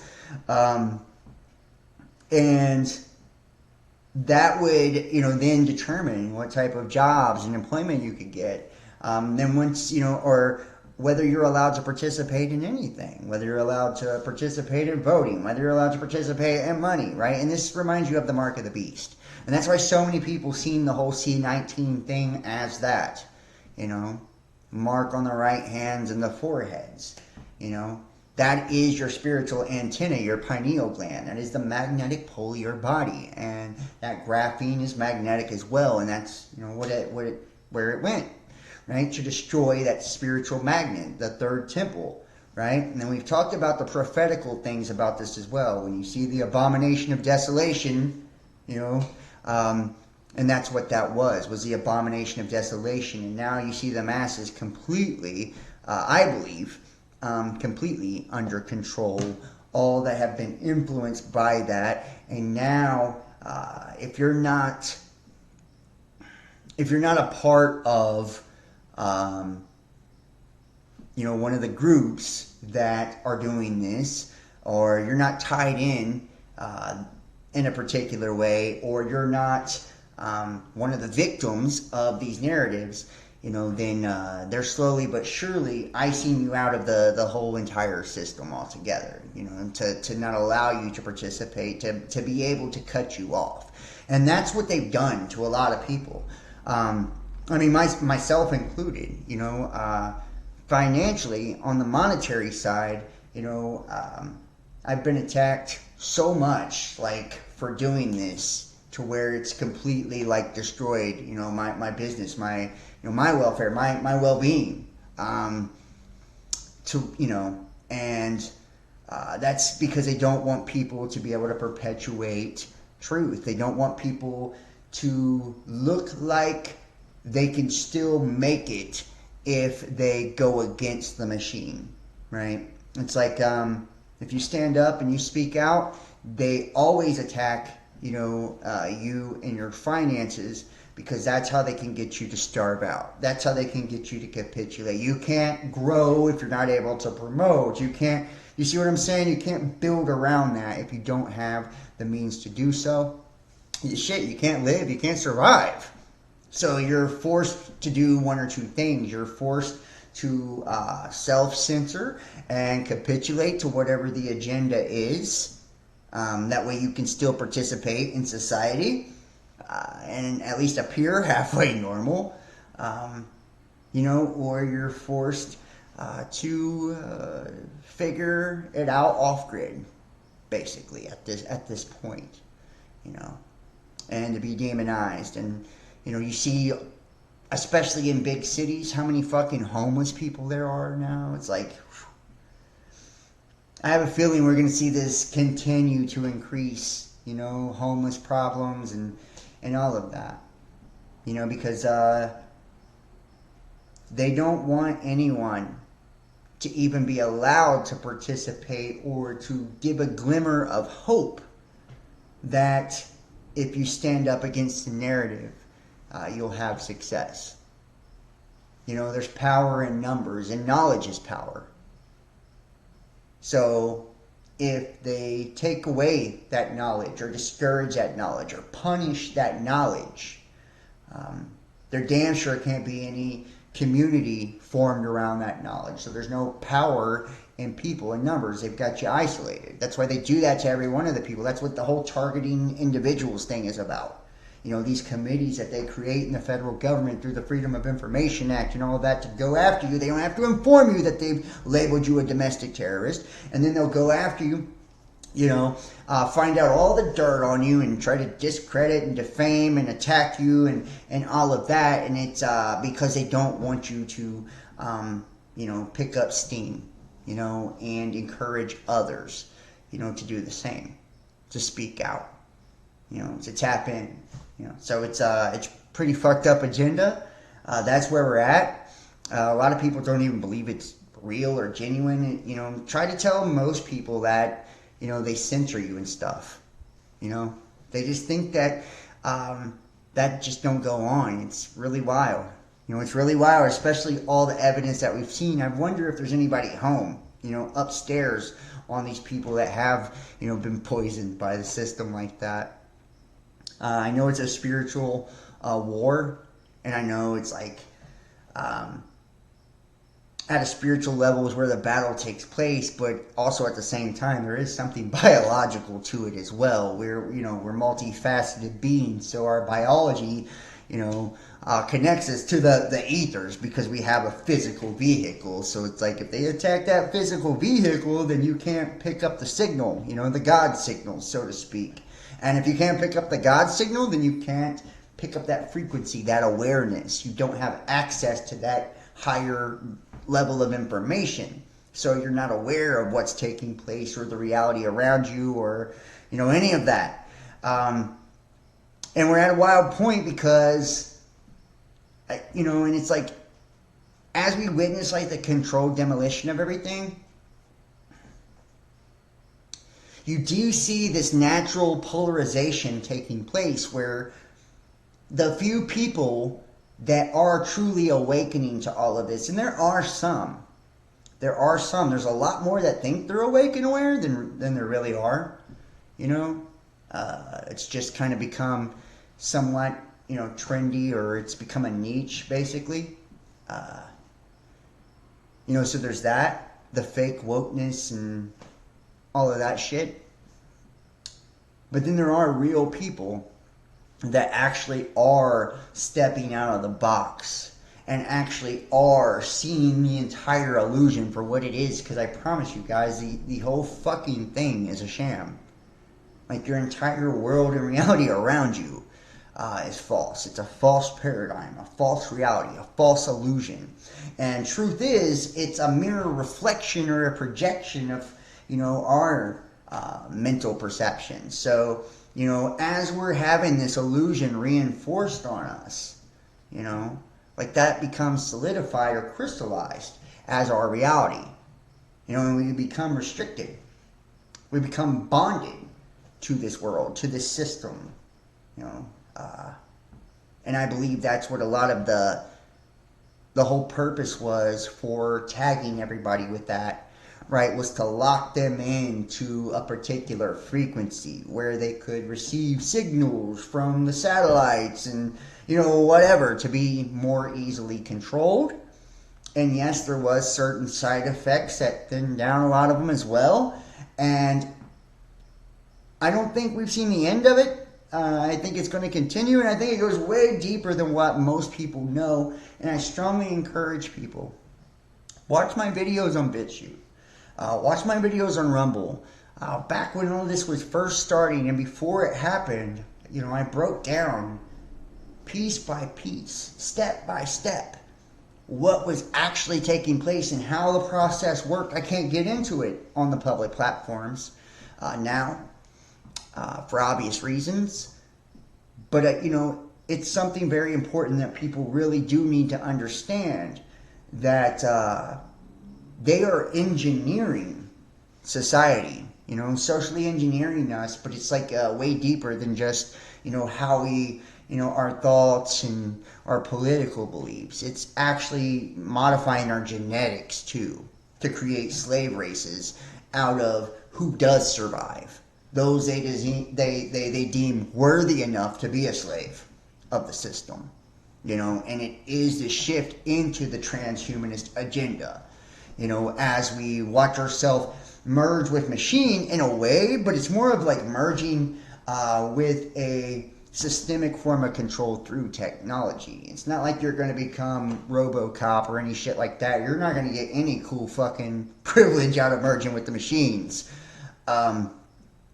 Perhaps, maybe some people with a lot of money or something, as it progresses, can attain, some insane level or ability to bring in data and information through their own psychic Wi-Fi, and they may be able to access their own version of immortality some way, or copy their consciousness or whatever, right? Or designer babies, create superhumans that way. But I promise you, it's not any of us, right? It's not you and I, Everything that is designed for the people is designed for their, their destruction. at least inevitably. Even if it's not for your immediate death or destruction, it's going to either, sterilize you, it's going to, retard you in some way, or your growth and development, or alter you in such a way that there's no coming back from that. There's no coming back from that. And you're going to pass that gene on, those traits on, those thoughts, and, all of that on to the generations behind you, if you're even able to procreate. That's given you haven't fallen for all of the different agendas that discourage actual reproduction or fertility. So it's like that's a lot of ifs there, and that's a lot of different ways there. Remember, the goal is to bring the population to under 500 million. Now, 9 billion, 8 billion people on the planet, that's a massive, massive decrease. A massive decrease. And I don't think people like you and I are going to make the cut. I think more so we're used as examples to keep the rest of the sheep in line. It's like, it's what I hate about, like Christianity and the whole cross symbolism, the crucifix. It's like they tack Jesus' ass up on that cross to make an example out of him. It's like you go against the system, we will crucify you. And I even believe that in the Kabbalion, right, the Hermetic principles, they talk about this as well, right? It's written by the 3 initiates, and they go into those that try to cast their pearls before swine, and enlighten the masses and share the mysteries with the profane and all of that, that the same people you're trying to help will be yelling, crucify him, crucify him. It's because they don't understand or get it. They're defending the very machine that has enslaved and imprisoned them, in their spirit and their mind. It's sad to see. And it's like when you see the movie The Matrix, Morpheus, right? He's talking to Neo and he says, like, they'll die to defend, the very machine that's got them prisoners, taking them captive. It's the worst form of Stockholm Syndrome you can imagine, because it's like these people have learned to love their captors. They believe they're being protected by the very people who are abusing them. They believe they get their freedom from the very people who are enslaving them.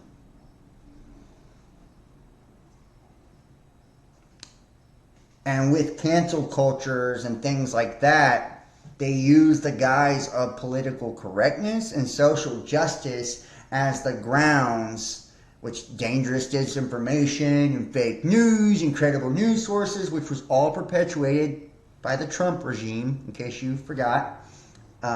Isn't it funny how all that spins back around on us every time he does some fuck shit? They then, use that to like criminalize anything going against it as well. So it's like we got to really get hip to these things and really get slick. And Google sperm count 2045. I will actually do that. Let's do that.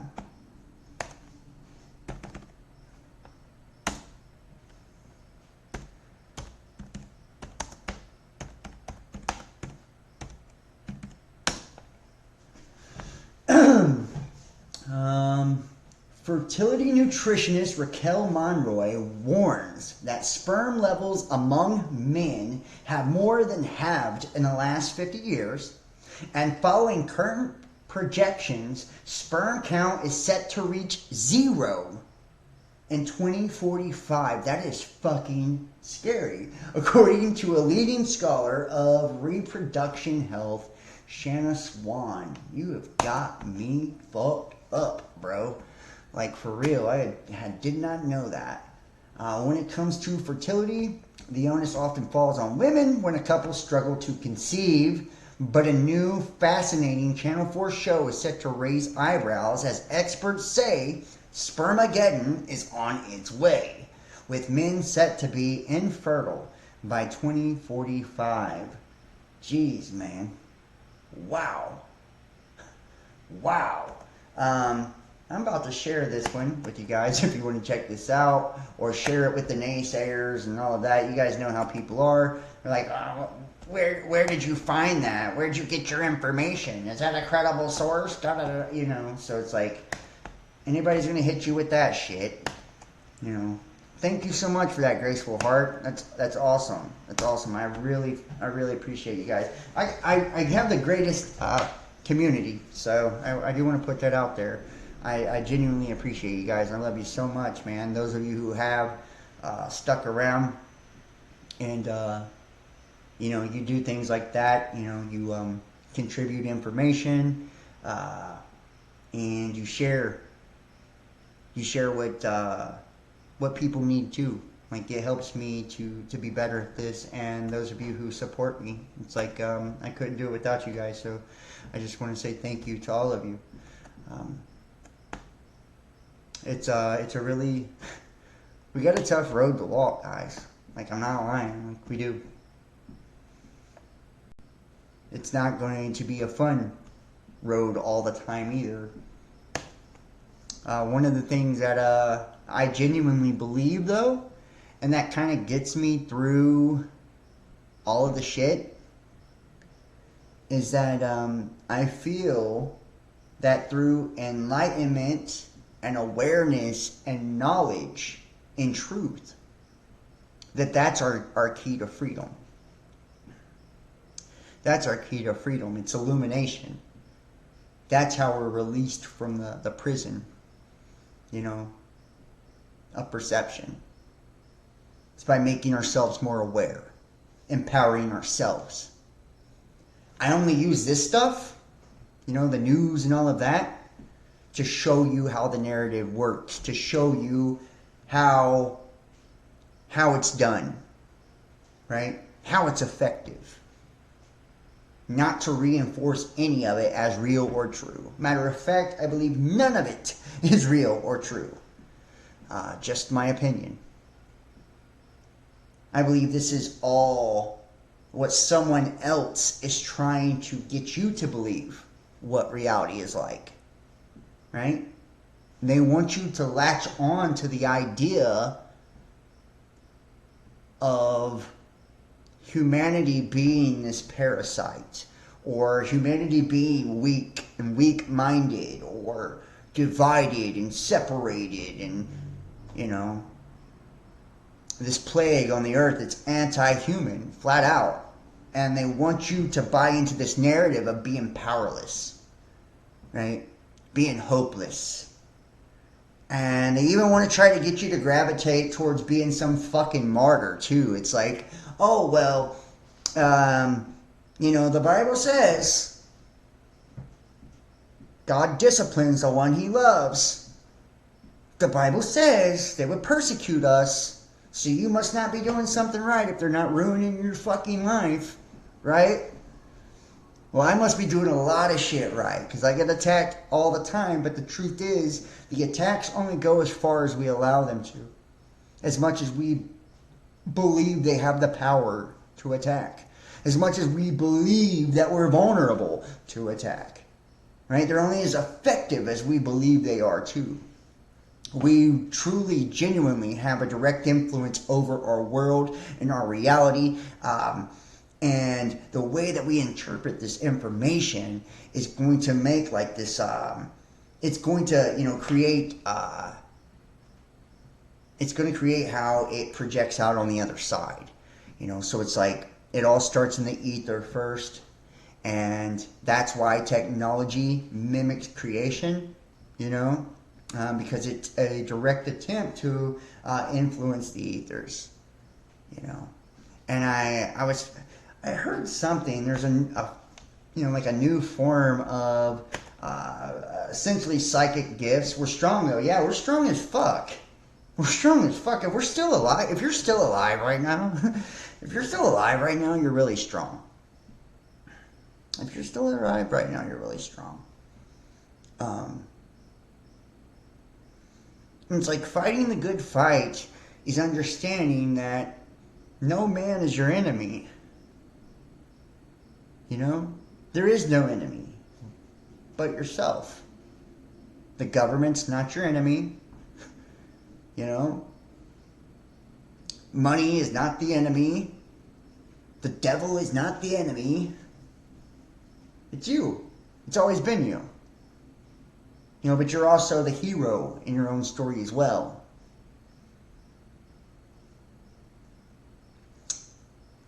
And when we are awakened or reach enlightenment or Christed, that anointing, you know, makes us that savior in our own world, in our own life.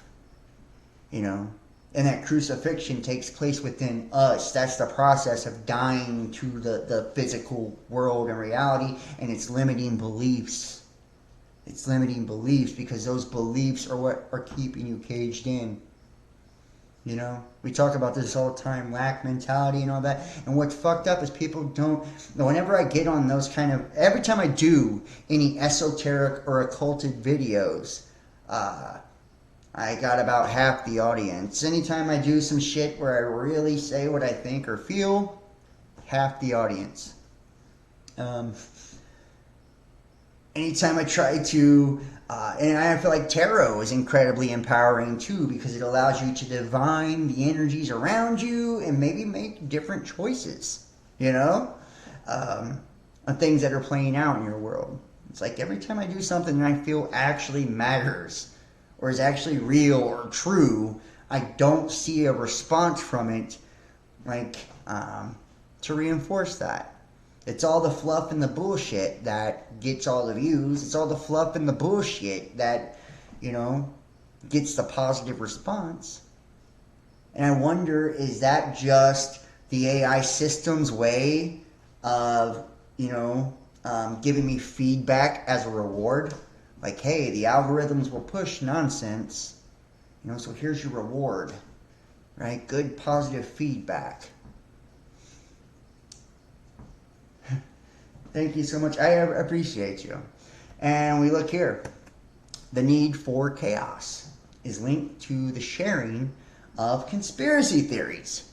Study finds. And, you know, people can think I'm a fucking sellout all they want. The reason I've gotten away from this stuff, guys, is flat out, it's destroyed my livelihood by doing these kind of videos, you know, and it's destroyed, you know, what I've taken so long and worked so hard to build and, you know, all of that. So it's not that I don't think that, you know, it's important to talk about this, but I feel like I just kind of explained why I lean more towards doing the spiritual work now and the occult and esoteric videos now, because I feel like that's going to help you at a way deeper level and make you way stronger, you know, for the war that is waged within ourselves, you know, because that's where it starts and that's where it ends. New research suggests the psychological concept known as the need for chaos plays a bigger role than partisanship and ideology in the sharing of conspiracy theories on the internet. The study, published in Research in Politics, indicates that individuals driven by a desire to disrupt and challenge established systems are more inclined to share conspiracy theories. And I just want to state, I'm not driven to disrupt and challenge the established systems. I am driven to disrupt the caged-in control of my own reality and people around me. You know, the attacks on us for not going along with what everybody else is going along with. Not just staying silent, you know, when we see some shit that's fucking us over and our brothers and sisters and all of that, you know. It's the desire to enlighten and awaken people to their true potential and awesome power that resides within each and every one of us because we're all divine beings. We all have that God power in us and have abilities to create beautiful, magnificent things and make great, wonderful changes in the world. You know? And it's hard because it appears as if you're just, you know, you're being a contrarian and it's like you just want to go against the grain and, you know, but it's not that, you know, it's not that. I do believe that there is a necessity for government and all that stuff in its own right, you know.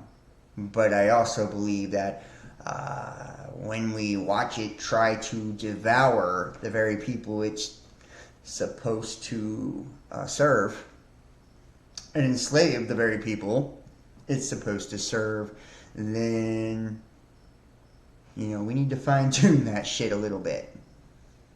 And we can't fine-tune it if nobody understands how the shit works, right? If nobody even has access to the information to understand the nature of how it works. Or if nobody even understands that they're enslaved to start with, right? So it's like quite a few reasons for it. The study was authored by Christina Farhart, but this is fucking wild, man. Although earlier work found a positive relationship between the need for chaos and sharing, and that a need for chaos superseded partisan motivations for sharing, these studies did not assess how the need for chaos affected sharing when pitted against a direct measure of conspiracy theory belief. Testing these mechanisms together is important because people who believe conspiracy theories might be more willing to share them online. But belief is not a necessary condition for sharing. To conduct the study, the researchers administered an original survey in December 2018 using the Lucid platform, which recruits online survey respondents in line with U.S. Census demographics. Yeah, that's fucking crazy, y'all, you know? That is crazy. The need for chaos is why people do that. I do believe there is some of that. Back when I first started doing this stuff, I won't lie to you, you know? There is kind of there is a biological reaction to us too. You know, we talk about this with like the dopamine on Facebook and shit, and people get all pumped up. They get their adrenaline going from, you know, the fear and a lot of the fear porn and doom and gloom and all that, you know.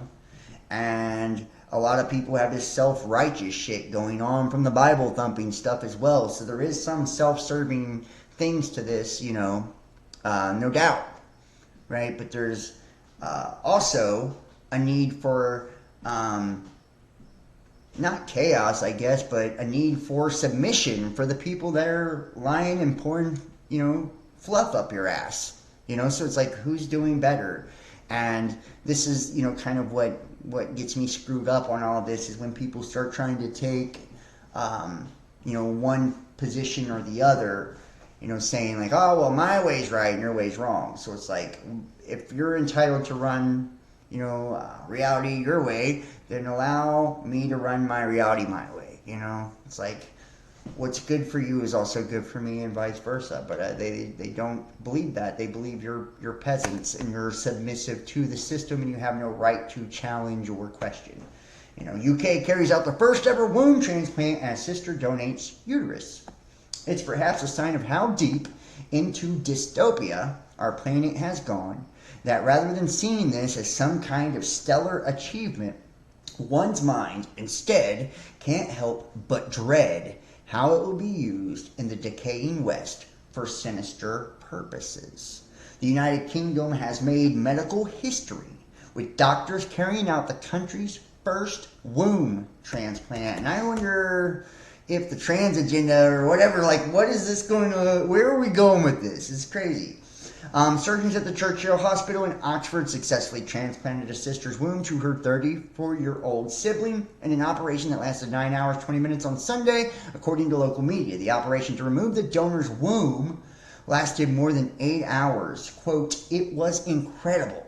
I think it was probably the most stressful week in my surgical career, but also unbelievably positive. Wow, that is fucking wild. The donor and recipient are over the moon, just over the moon.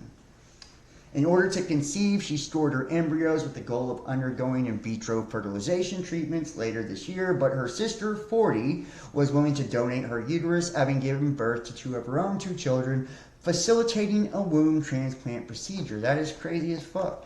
I mean, it is kind of cool, though, that a person was able to give life because, her sister gave up her womb.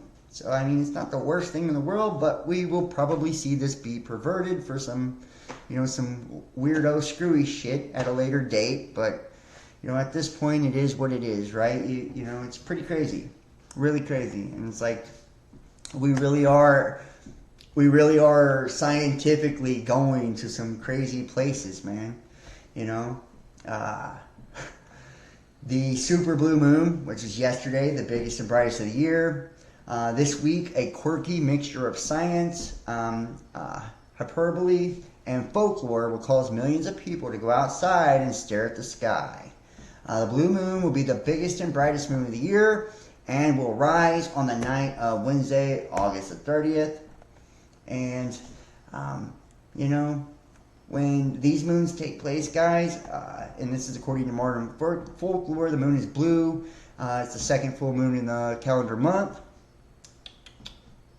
And it'll be 15% more gorgeous than the average moon. We already seen this, but this will affect us 3 days before, 3 days after the actual full moon, and this is a time for ritual, right? For people trying to manifest beginnings and endings and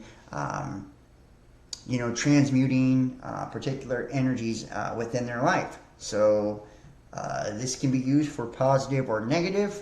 I believe that anytime we see this happen, they always associate this with witches and shit like that, like only bad people or something somehow use the moon. I do moon manifestations. I have. But yeah, we do see these also used to pump up narratives and shit as well. So, I mean, there's that. Or to occult and hide things that we probably would want to be exposed as well. I wonder who is the mysterious buyer and where is the radioactive gas going to end up.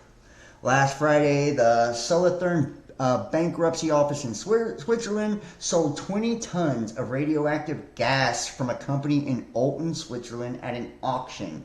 The unknown buyer paid $17 million or $19.3 million US dollars for 20 tons of uranium hexafluoride, a radioactive gas used in the process of uranium enrichment. That is strange. That is strange.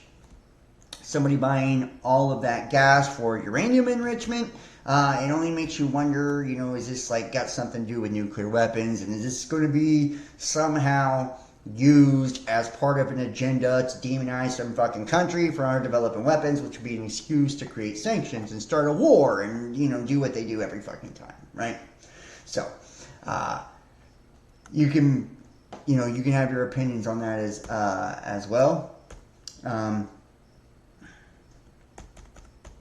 Romania, gas station hit by huge explosions, and a lot of people have a lot of different beliefs on this. There's so many more things that are coming in this agenda. We're just now getting to what I believe is going to become everything, and we know that there's this electrification agenda taking place, and automation agenda taking place, and all of this, right? We're just now at the cusp of that. So there's going to continuously be attacks on things like gas and, vehicles of that nature. And I do believe that something just came out too where they're talking about putting kill switches on all vehicles manufactured after 2036 or some shit like that.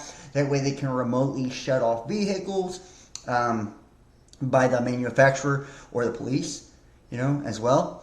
So, this is part of the Brave New World, right? Us stepping into this new age. Remember, the Aquarian Age is also about technological advances. It's technology. It's about society, social collective as well. So the re-engineering of our social structure for the collective to a more technological, controlled system, it kind of makes sense, on the inverse, right? Because it is still, everything's still going to have the dualistic nature to it, and so on the negative side, we see it used for, warped ass shit, systems of control, and to push us into technological control, which is automated control. I believe there'll come a time where, AI is deciding, who goes to jail and who doesn't, and who can buy and who can sell, and all of that. We're just now, walking across the threshold for all of those things. So, it's pretty wild, guys. Pretty wild. Let me guess, it's going to be named Elysium and has a great wall with automated guns and cannons, and nobody with a net worth of less than $10 million will be allowed to enter. A mystery company backed by Silicon Valley billionaires has purchased tens of thousands of acres of land for more than $800 million to build a new city near San Francisco. Silicon Valley elite revealed as buyers of $800 million of land to build a utopian city. How about that? That is fucking wild. And this San Francisco, I believe, is right next to like Bohemian Grove and shit. So interesting, right? 55,000 acres in Northern Cali. The land has been revealed. The group Flannery Associates, backed by the cohort of Silicon Valley investors, quietly purchased $800 million worth of agricultural and empty land, the New York Times has reported. Its goal is to build a utopian new town that will offer its thousands of residents reliable public transportation and urban living, all of which would operate using clean energy. The project was spearheaded by Jan Schramek, a 36-year-old former trader for the investment banking firm Goldman Sachs. It's backed by prominent Silicon Valley investors, including Michael Moritz, venture capitalists, blah, blah, blah.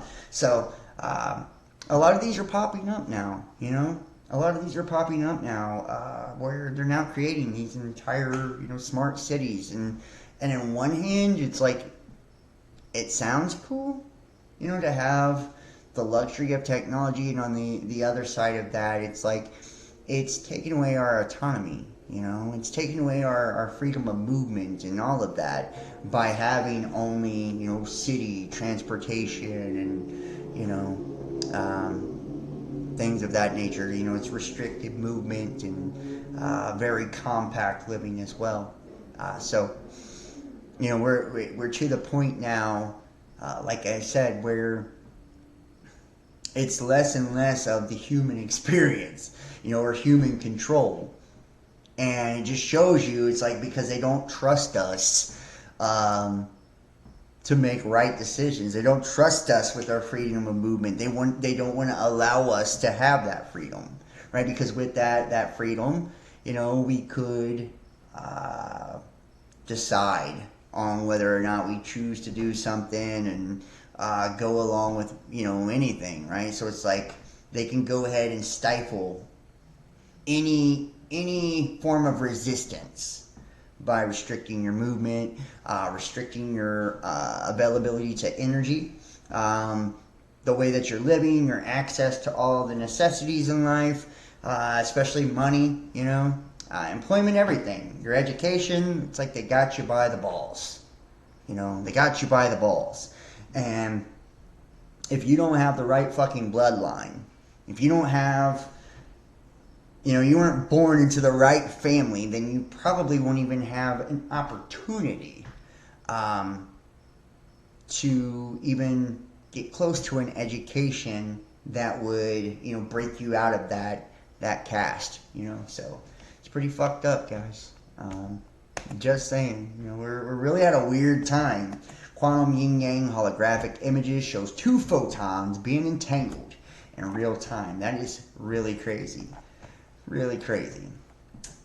One hell of a coordinated effort. Greece wildfires, 79 people arrested for arson. pretty crazy. Brain reading devices allow paralyzed people to talk using their thoughts. Now this is wild, dude. I wanted to look this up, and I will. Let's see if I can pull this up over here real fast. I forget what it's called. It's like clairvoyance, but using technology.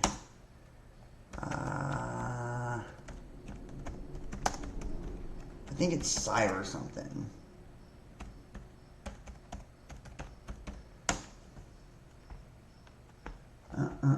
Psychic technology manipulation, clairvoyant remote viewing. We'll get into this in just a second. We'll go back to this first. Where's the article at here?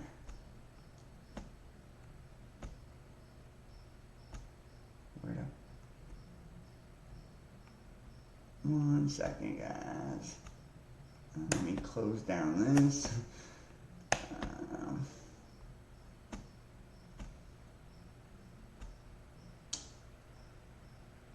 Right here. Let's take a look. Avatar and synthesis block.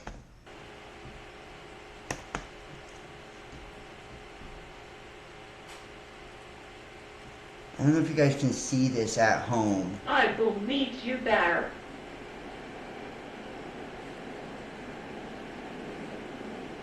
Do not be afraid to ask me questions.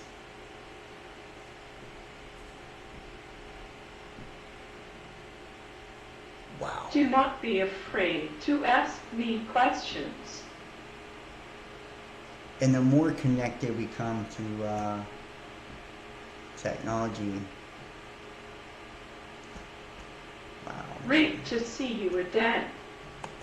Yeah, the more connected we become to technology, the more integrated it is in our society. And with our biology too. The more we'll be able to utilize it, as a tool for our advantage, with things like communication and stuff like that as well. But if we can use it in a way to help, we can also use it in a way to hurt or harm. And that's kind of always what gets me when it comes to these kind of things, especially with the brain technology and shit like that. Because not only, if they're able to have the ability to read your thoughts through technology, and they can, is there no, it's like the thought police. There's no fucking privacy, for one. And the ability to read it would also most definitely give them the ability to control it, right? So to control, restrict, or manipulate the thoughts of a person as well. It's fucking dangerous, when we step into that kind of thing, And it's like we're already to the point of that. It's like sometimes I wonder, and I'm not lying, I wonder if we're already there. It's like the world has changed so much, guys. It's changed so much since I started doing this. I often wonder if there is anybody with free will left. Or I wonder if there is anybody who's not completely restricted and tied into this AI system left at all. Like, I feel like there could be nobody left. I feel like the last guy on Earth sometimes, and I know I'm probably not. But this hive mind deal that we have going on, through frequency and technology. And I believe that, all that C-19 shit was how this came about. Like I said, watch the videos on BitChute and you'll see how the process, I break it all down. It makes me wonder, and I've seen it, how people are completely unaware sometimes that they're being used or manipulated by this system. And what's operating the system? Is it an entity or an energy? Or is it literally like a group of people that are flipping the fucking switches? Is like, it makes me wonder a lot of times, because it feels like we are losing free will. You know, like the absence of free will is almost here on planet Earth. And it's really crazy. It's really crazy to see this living cage being built around each and every one of our consciousness, our minds, our bodies, our emotions. It makes you wonder if there's any true freedom of expression or freedom of thought or any of that left. Like, is anybody even capable anymore? And if they are capable, what's holding them back, you know, from, why are they not, you know, jumping into things to kind of like push the other side of the scales, you know, towards human expansion? Because I feel like it's not to say that we can't expand with technology. I love technology, and it's a tool. So I believe like any tool, you know, it's neutral. You can decide to make it good or evil depending on your purpose and intent and all that. It can save lives or take lives, you know. It can protect or it can attack. Depending on the will of the person operating in behind it or the entity or whatever. So I feel like we need technology too, because it does make our life better and, you know, cooler and all of that. But it's like we also should be developing the human body in a natural way also, you know. And that should be an area that we're pushing to expand our horizons in also and grow in also. You know, and you don't see a lot of that. You know, you don't see a lot of, you know, the exploration or tapping into our own unique abilities as human beings, our extrasensory,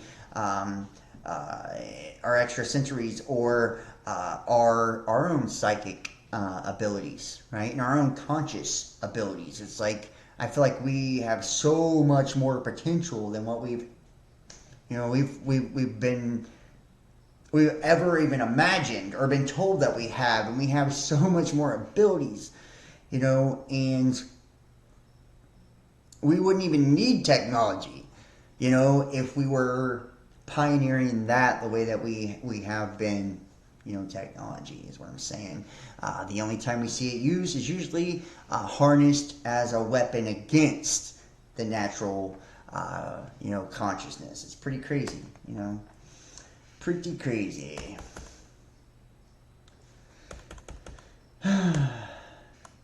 And keep it going here. I'm trying not to hit everything here. Here, let's move on to the next one.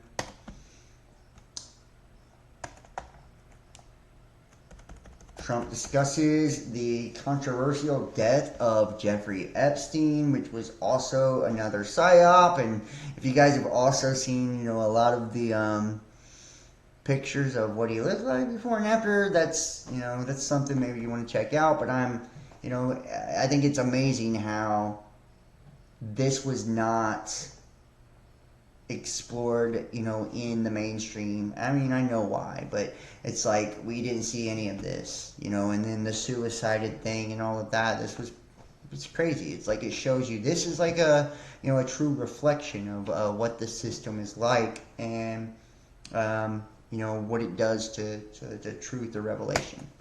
You think it's possible that Epstein was killed? Oh, sure, it's possible. I mean, I don't really believe. I think he probably committed suicide.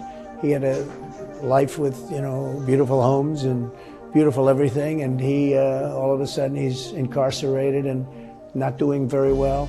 I would say that he did, but there are those people. There are many people. I think you're one of them, right? But a lot of people think that he was killed.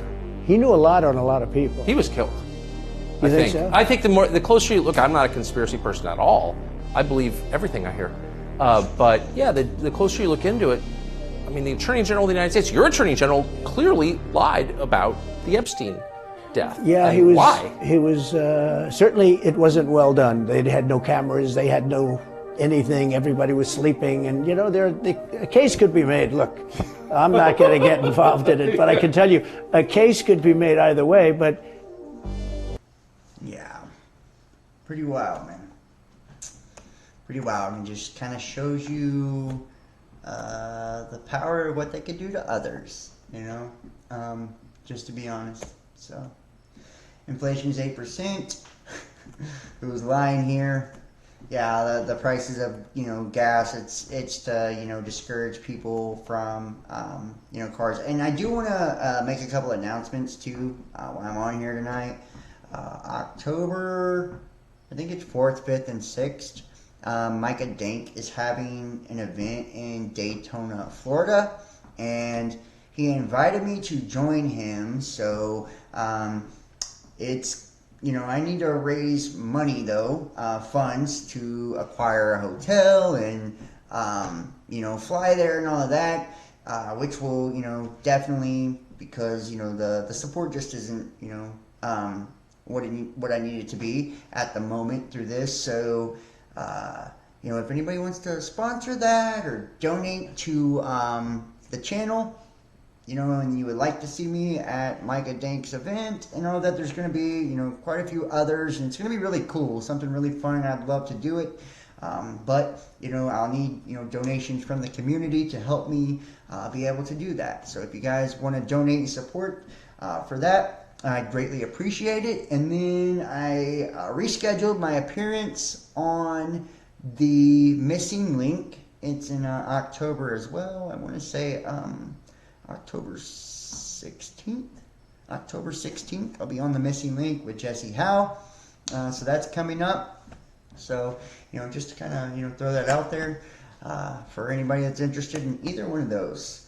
And, you know, this is, they keep the fear and shit going with all of this, right? North Korea's second spy satellite launch fails. And it's like, I have really wondered, and I've had my own theory about the whole satellite thing and the nukes and all of that when it comes to North Korea. I'm not going to go into a whole big spiel about it, but basically, you know, I believe that they're detonating things in low orbit, like for the practice of electromagnetic pulse. That they're, you know, they can't be that goddamn stupid to where they can't even, you know, launch a rocket or anything like that. You know, they've successfully launched a lot of shit.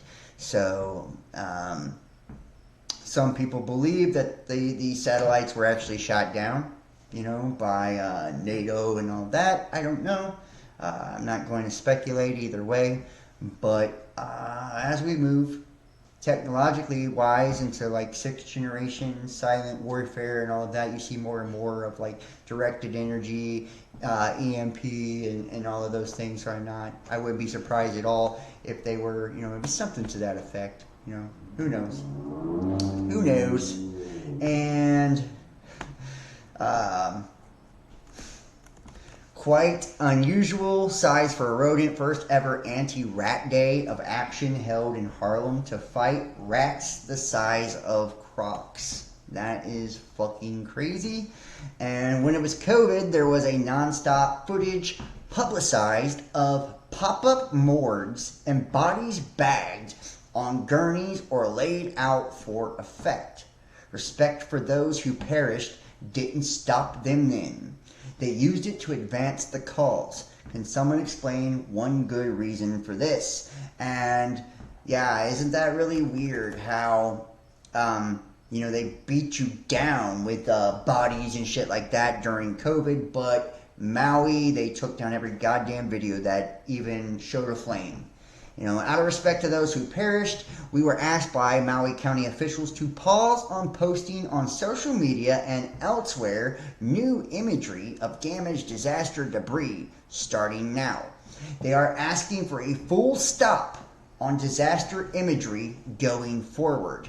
At this time, we have not been asked to take any photos or video down. Our team on the ground is coordinating with the county for further guidance to ensure we remain fully aligned. Cultural sensitivity is of the utmost importance in all our response and recovery activities to this disaster. Pretty insane, really. And it kind of makes you wonder why. You know, is it strictly for the narrative? You know, that there was no wrongdoing by, you know, any of the powers that be, you know, or they're afraid of some truth being exposed or whatever, or is it something deeper? You know, and I kind of do wonder sometimes if, because we're shifting into like this new energy, and this is just kind of, you know, a thought, and you can tell me what you think in the comments section. I'd love to hear it, actually. Does anyone think that there could be a possibility that a lot of the cancel culture and censorship and deplatforming and political correctness and all of these things is an attempt, and I'm going way out on a limb on this one, is an attempt by those who have influence to push humanity in a positive direction, you know, and not manifest these things, because we are becoming more powerful in our manifestations, right? And we can manifest faster and stronger and all of that. We're becoming far more psychically gifted and aware of our psychic abilities and powers. And that's just on the whole, right? Like the worldwide, the energies are changing. That's a fact. And we're evolving, also fact. We're becoming almost like fucking superhuman when it comes to our consciousness and our spirit and our minds, especially. Just like we've seen the genetic modification of food and the use of frequency and technology to restrict thought and things like that, and then the graphene and all that to lock people into an energetic frequency psychically, to not allow people to be able to vibrate over a certain frequency and lock them into a paradigm, into a reality, into the machine, right? To lock them into the matrix and its control. Are we seeing also said system, because they're aware of a change in reality now, because we're now truly in the Aquarian age, and you know, things are really shifting for real, and humanity's consciously evolving and all of that. That's why the awakening and awareness is taking place, just like, you know, they said at the end of the Mayan long count would happen. We're here now. Is this, you know, a attempt to control that consciousness expansion, because they beat us up with so much negativity and trauma for so fucking long that, and we're so underdeveloped, like spiritually and emotionally and shit, that if we have that much power with our consciousness and with the knowledge and all of that, that we would abuse it like they have and maybe bring destruction to the entire earth, you know, by manifesting terrible things, by, you know, spewing out terrible things and having this stronger magnetism to us now, the stronger ability to create now, you know. And that's just like me, you know, spitballing some shit out there. I don't believe that this is a benevolent agenda. You know, I also believe that it's to cover up, you know, what's actually taking place, this culling down of all these different people in all these different ways, you know, and that's the negative side of things. You know, that's the negative side of shit. Which I would love to move to Israel, by the way, if I could. I feel like that's probably one of the only safe places on earth. But it's just a thought. You know, I do believe a lot of times, and I've told you guys this, like, who I believe the hidden hand to be. I don't believe it's the government or, you know, secret clubs and all of that necessarily. I believe those particular groups may have access to certain knowledge that allows them to tap into that. But I believe it's those who are able to raise their vibration, their frequency, and open up their consciousness and awareness to have the ability energetically, dimensionally, right, to exist in a higher space, right, a higher realm, if you will, and access to higher divine information, right, divine knowledge, and it gives them power over the matrix like Christ had, right? Christ could do miracles because he had broken through, right, the matrix. It no longer held him consciously or spiritually. And I feel like those who know the secrets that are occulted and hidden, and have known for a long time, these brotherhoods, these orders of people have been directly influencing humanity by doing this, because they're that powerful, just knowing and able to tap into that, right? So by understanding how it works, and we've talked about this in the past too, it's almost like you can be a time traveler in essence, right? By injecting stimuli, right? A problem, reaction, solution. Injecting stimuli to get a desired result or outcome, So if you inject a bunch of, evil and darkness and oppression and all of this, what happens? Because it doesn't feel good vibrationally, because it's inflicting pain and suffering and oppression and all of that, and stifling knowledge and all of that, right? To the masses, at a subconscious level, we will polarize in the opposite direction and gravitate more towards enlightenment, awareness, and peace, and love, and expansion, and unity, all right? As a natural result. So those who are illuminated, if you will, this hidden hand that moves throughout the shadows, was using our shadow aspect to amplify that negative shadow collectively, so he would see it, face it, polarize in the opposite direction, which would be enlightenment, the light, right? And that's what's taking place now. Now we're already in this shift where there is this mass awakening, mass awareness, and it's like, it almost seems like that's what the calling is. It's like this systemic eradication of all of those who are not in alignment with that future. All of those who weren't smart enough to see the warning signs on a lot of the stuff they were putting in their bodies and shit like that. They're now bagged and tagged by the jabs and all of that, and the censoring, and it's now controlling our ability of mass manifestation through collectives and stuff. And it's like, if you're not part of the groups, then if you have influence, you are an influencer, and you're, outside of the control consciously.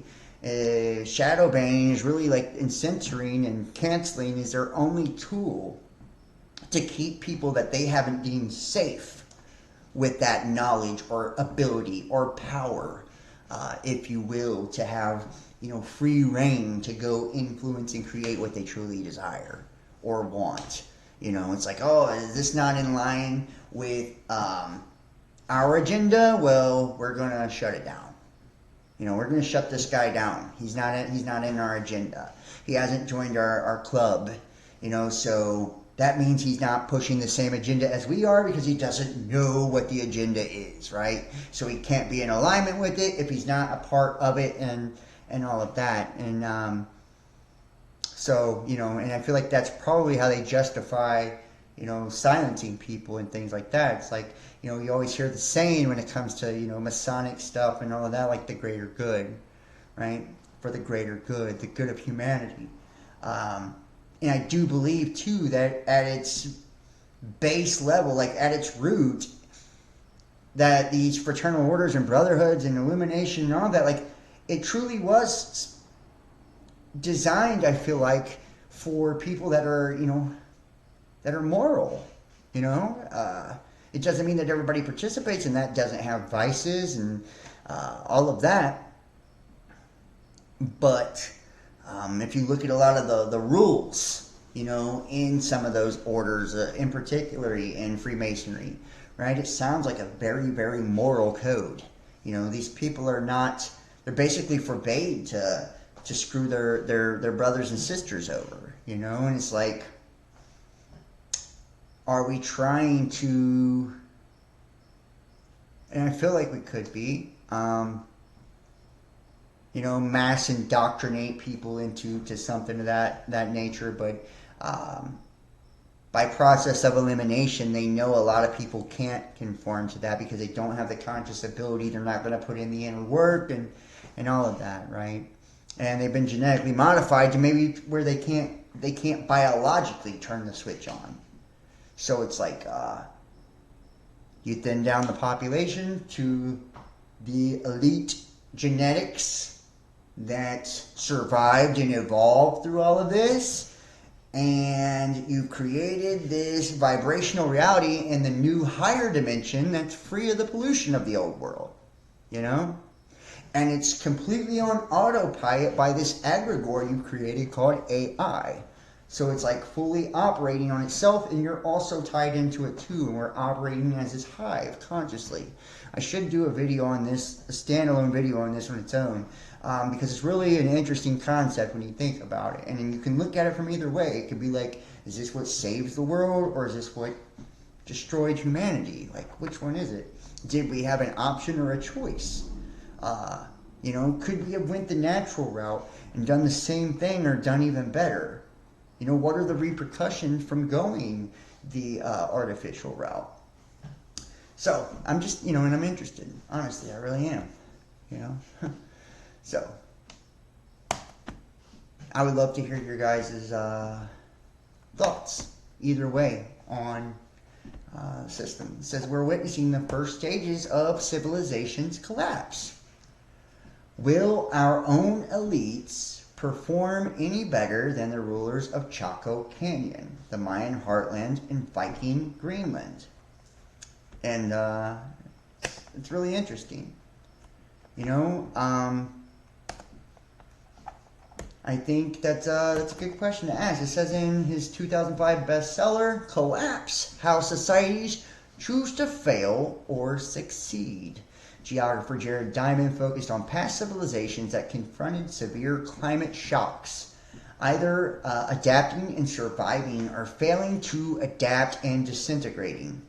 Among those were the Pueblan culture of Chaco Canyon, New Mexico, the ancient Mayan civilization of Mesoamerica, and the Viking settlers of Greenland. Such societies, having achieved great success, imploded when their governing elites failed to adopt new survival mechanisms to face radically changing climate conditions. And it's like, is this what's happening right now? You know, what I just explained. Is it because our governments and our powers that be understand what's happening on an energetic level, on a conscious level, and they're like, yo, we don't want to fucking go down in smoke like the last fucking 10 million end of eras in humanity. Think about it. We've had all these destructions on the earth. How did they happen? How did they happen? If we manifest our own reality, if everything here is a phantom, a projection, an illusion of this light and sound and this frequency that's being vibrated and projected through the prism that we call the electromagnetic field, and we are nothing but an amalgamation of our consciousness being projected into here, like, then we have total control, especially collectively, and we're all connected to this oneness we call spirit or consciousness. In these shifts, and these shifts happen, you know, at the end of these ages, right, where we shift to new planetary energy. The vibration of the planet changes. We adjust to the new star or the new era that we're in, the new elements that coincide with that, and everything on the planet mutates, evolves. Some shit gets wiped out. Destruction comes, and very few survive. And you guys know the stories. Right? This happens over and over and over again. Rinse and repeat. This is humanity, and we forget all of our fucking history. We got giant goddamn pyramids sitting behind us, and we don't know who built them, where they came from, and all of that. And only by the time it's over again have we reached the conscious point to even understand what we built in the last goddamn era. You know what I mean? And reach the technological point that we were in then. You know, and it like reminds you of the story of Atlantis and all of this too, where this end of this cycle comes and consciousness raises, and because we haven't been schooled properly on how to manifest and how to you know, work with the energies of our reality and ourselves, right?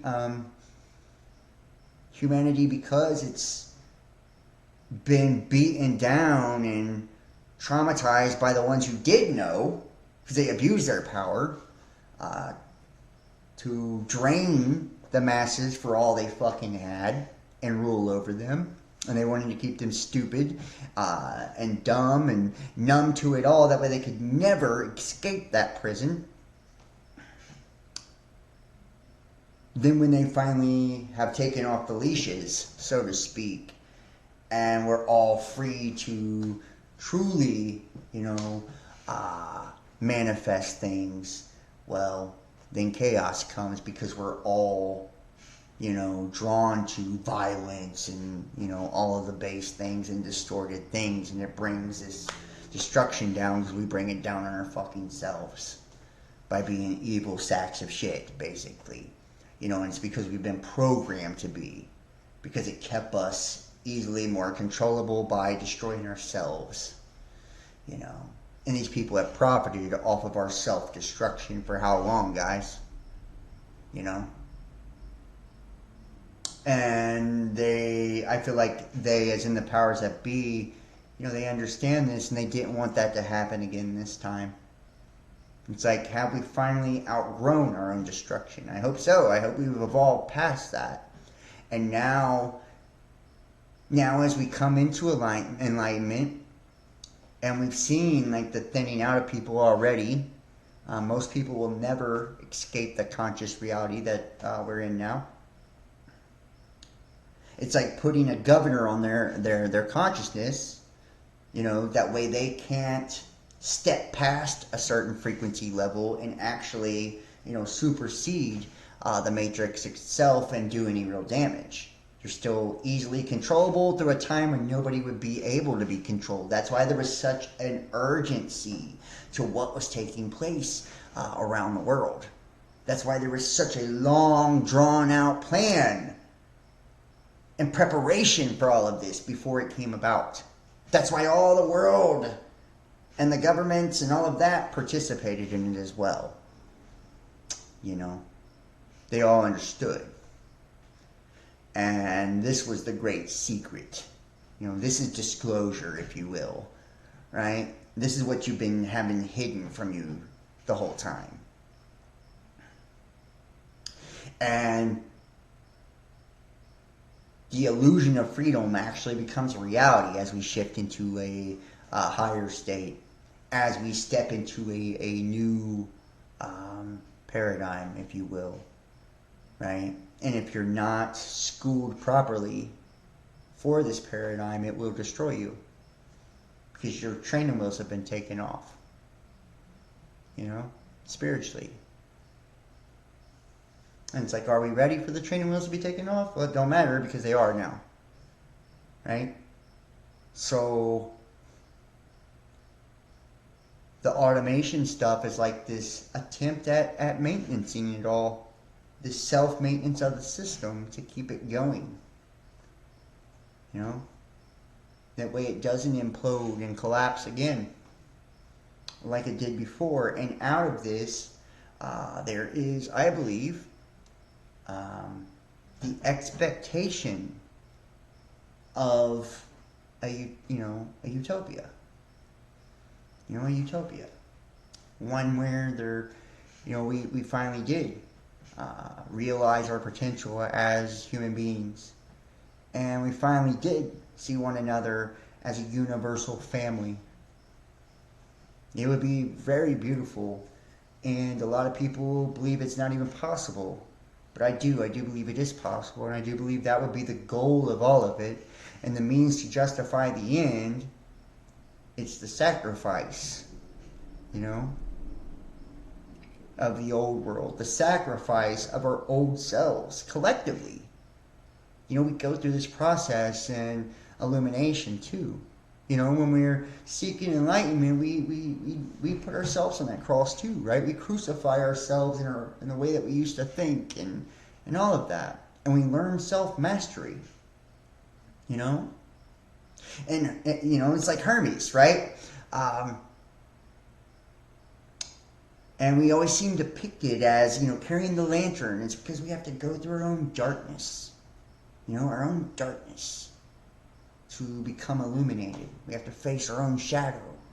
So everything is so connected, and I've talked about this before. We see it reflected in the heavens, playing out in astrological stories that mimic our consciousness, because everything is manifested out of our consciousness or created out of our divine spark, because we are collectively God. We're all fractals of that creator. That's why you see things like the Fibonacci sequence, golden ratio, all that. That's proof, right? That we have that in us, that eternal in us. And a piece of eternal is still eternal. A fragment of eternal is still eternal. And it's like collectively we go through that darkness for illumination as well. And that's kind of what you're seeing right now, facing our own shadow. That's why everything is being revealed now. All of the corruption, all of the secrets, the mysteries of everything is being revealed now. And we're being purged now, collectively. Because to me, the earth is our collective third eye of humanity. And that's why we see things play out, the way that they do. The same thing happens reflected in our body, individual level, spiritual level, psychic level. Then you see it in collective levels, and so on and so forth. Because it's infinite reflections of ourself. And we all are one, truthfully. And as this unified kind of hive mind species that we are, there's still this individuality through the lower aspect of self. Our avatar brings us that individuality, or a sense of it at least, which is designed to protect our vehicle so we can grow and expand consciously. That's the whole purpose of the lower self, in my opinion. That's why it's all about I am, you. It's designed to be an ego is made that way, to encase. It's protecting something, which is your spirit, your spark. It has to be selfish to keep you alive. That way you continue to grow and expand while you're down here with the collective selfless part of you. And as we watch things change and shift, it's the metamorphosis of humanity on a collective level. It's the metamorphosis of humanity's spirit. It's actually really cool when you think about it, honestly. And I don't know how many people see it that way. I don't know how many people believe what I believe on all this. I imagine probably not a lot. But I do believe that's what's happening. That's what's, taking place. I feel like I've been going forever tonight, too. The masses fulfill the scripture. My people are destroyed by lack of knowledge. Yeah. And you know what? It's hard, guys. It's hard to break that fucking habit of,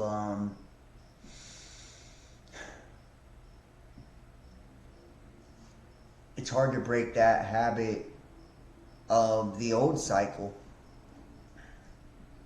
The trauma that was inflicted on us in the old cycle. We're conditioned to that. It's hard. I swear to you, it's really hard to step out of that. To not allow that to continue to repeat. It's like a broken fucking record. The same story. That's why nothing new under the sun. It's like we're creating a new ring around Saturn, a new groove in the record.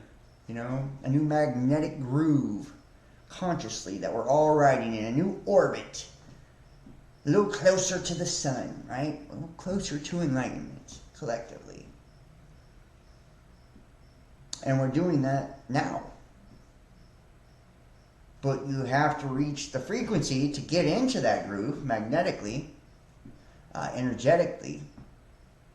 If not, you stay stuck in the old cycle of death, of destruction. We're working our way towards enlightenment and immortality as a species.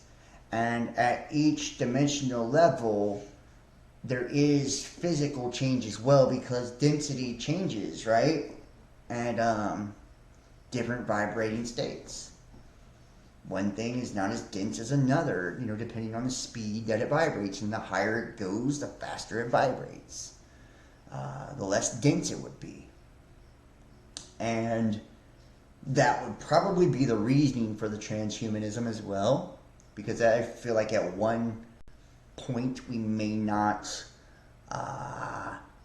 physically be what we are now even. Almost go to like a translucent type of being. Like you look at the first book of Pistis Sophia, and anything it ever talks about transfiguration and shit. It's like shifting into your light body. Your light body. But we have to reach some kind of state of perfection, I guess. Enlightenment. Conscious awareness, frequency, to actually tap into that. Sometimes I wonder if that's what isolates me a lot of times. Like my own inner awareness. That we mirror each other, when we're connected. And if we can create bad things, sometimes not on our own behalf, but because of the people we're connected to are creating shit in their life. They're stuck in that old cycle. They're not awakened. They're never getting out of it. Right? They're never getting out of it. They don't have the ability to get out of it.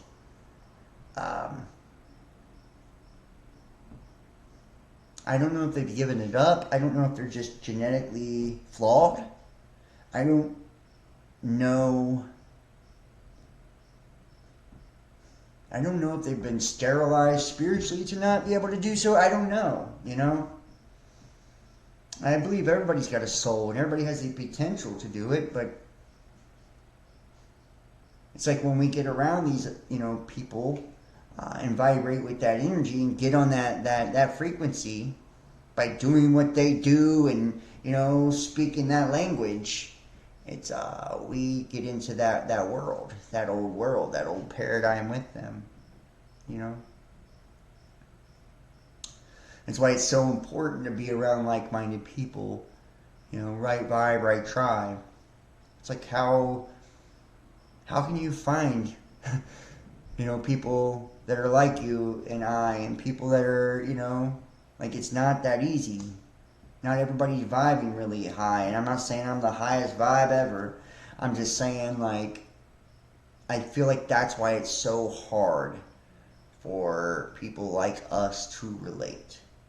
And that's why we're, so hated by the world, right? Because they don't perceive the knowledge the way we do. They don't perceive, it don't look the same to them, If we're reflecting back demonic energy and shit, it's like it doesn't look the same to them as it looks to us. They don't perceive it in the same way. They're way down here frequency-wise. So their reality, that's the way they see it. Perceive it and understand it and communicate it. It looks totally different from a different dimension, a different place, consciously. And I've tried to explain that. It's one of the hardest things you can explain. It's like we can all simultaneously exist together, but be in total different realities. And it's crazy to think about it like that. It's like there are a small group of people walking around this earth right now that are already in the new earth. They're already in the new world. The world's already changed for them. It's already ended for them. The old world has. And that's wild. They don't perceive language the same anymore. They don't perceive reality the same anymore. They see the connectedness of it all. They understand their connection to the oneness.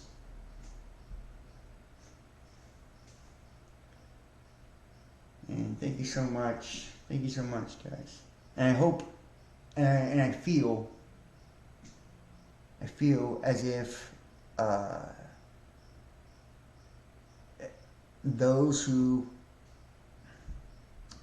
are, watch this and stuff like this, and those who gravitate or vibrate or resonate with these things, with this, as a whole, and other things like it, and who are able to do that, they're really special people. Really special people. But it's really hard, to find those people because they're, elect, if you will, a remnant, It's not a large group of us. It hasn't spread that far yet. I don't know if it ever will. I don't know if all the others just die off. What happens? I don't know that. I don't know if anybody does. And that's humbling.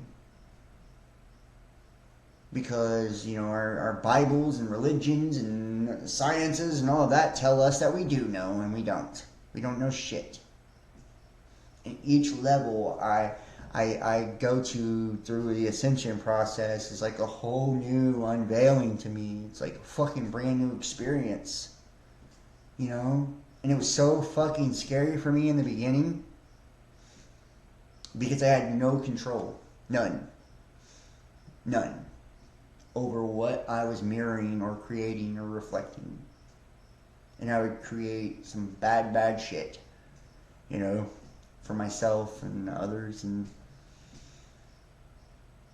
I would live that hell, not because I wanted it, because I was, ignorant to my role in it or my power over it. So we all have the ability to create heaven on earth, truly. But I don't know if everyone is willing to do what it takes to get there. Because I feel like you have to walk through hell first. And that's just, kind of, from my experience, that's how it's been. You have to go through hell first. You have to be humbled. You have to be broken to be born again in the Spirit. So, I want to thank all of you guys for watching. I appreciate all of you. Forgive me for my rants. I'm not trying to bring negativity into your lives and your worlds and all of that. But there is a part of me too that does want to, motivate people to want to know how it works and to want to do something. The internet here, it looks like they did. Great. Alright, it looks like I'm back. Alright, looks like I'm back here. That's wild. I start talking about that. Alright, so I want to thank all of you guys for joining me. I'm going to go ahead and wrap it up. Please like, share, comment, subscribe. Check out the readings. Book your own personal tarot reading. It helps me out a ton.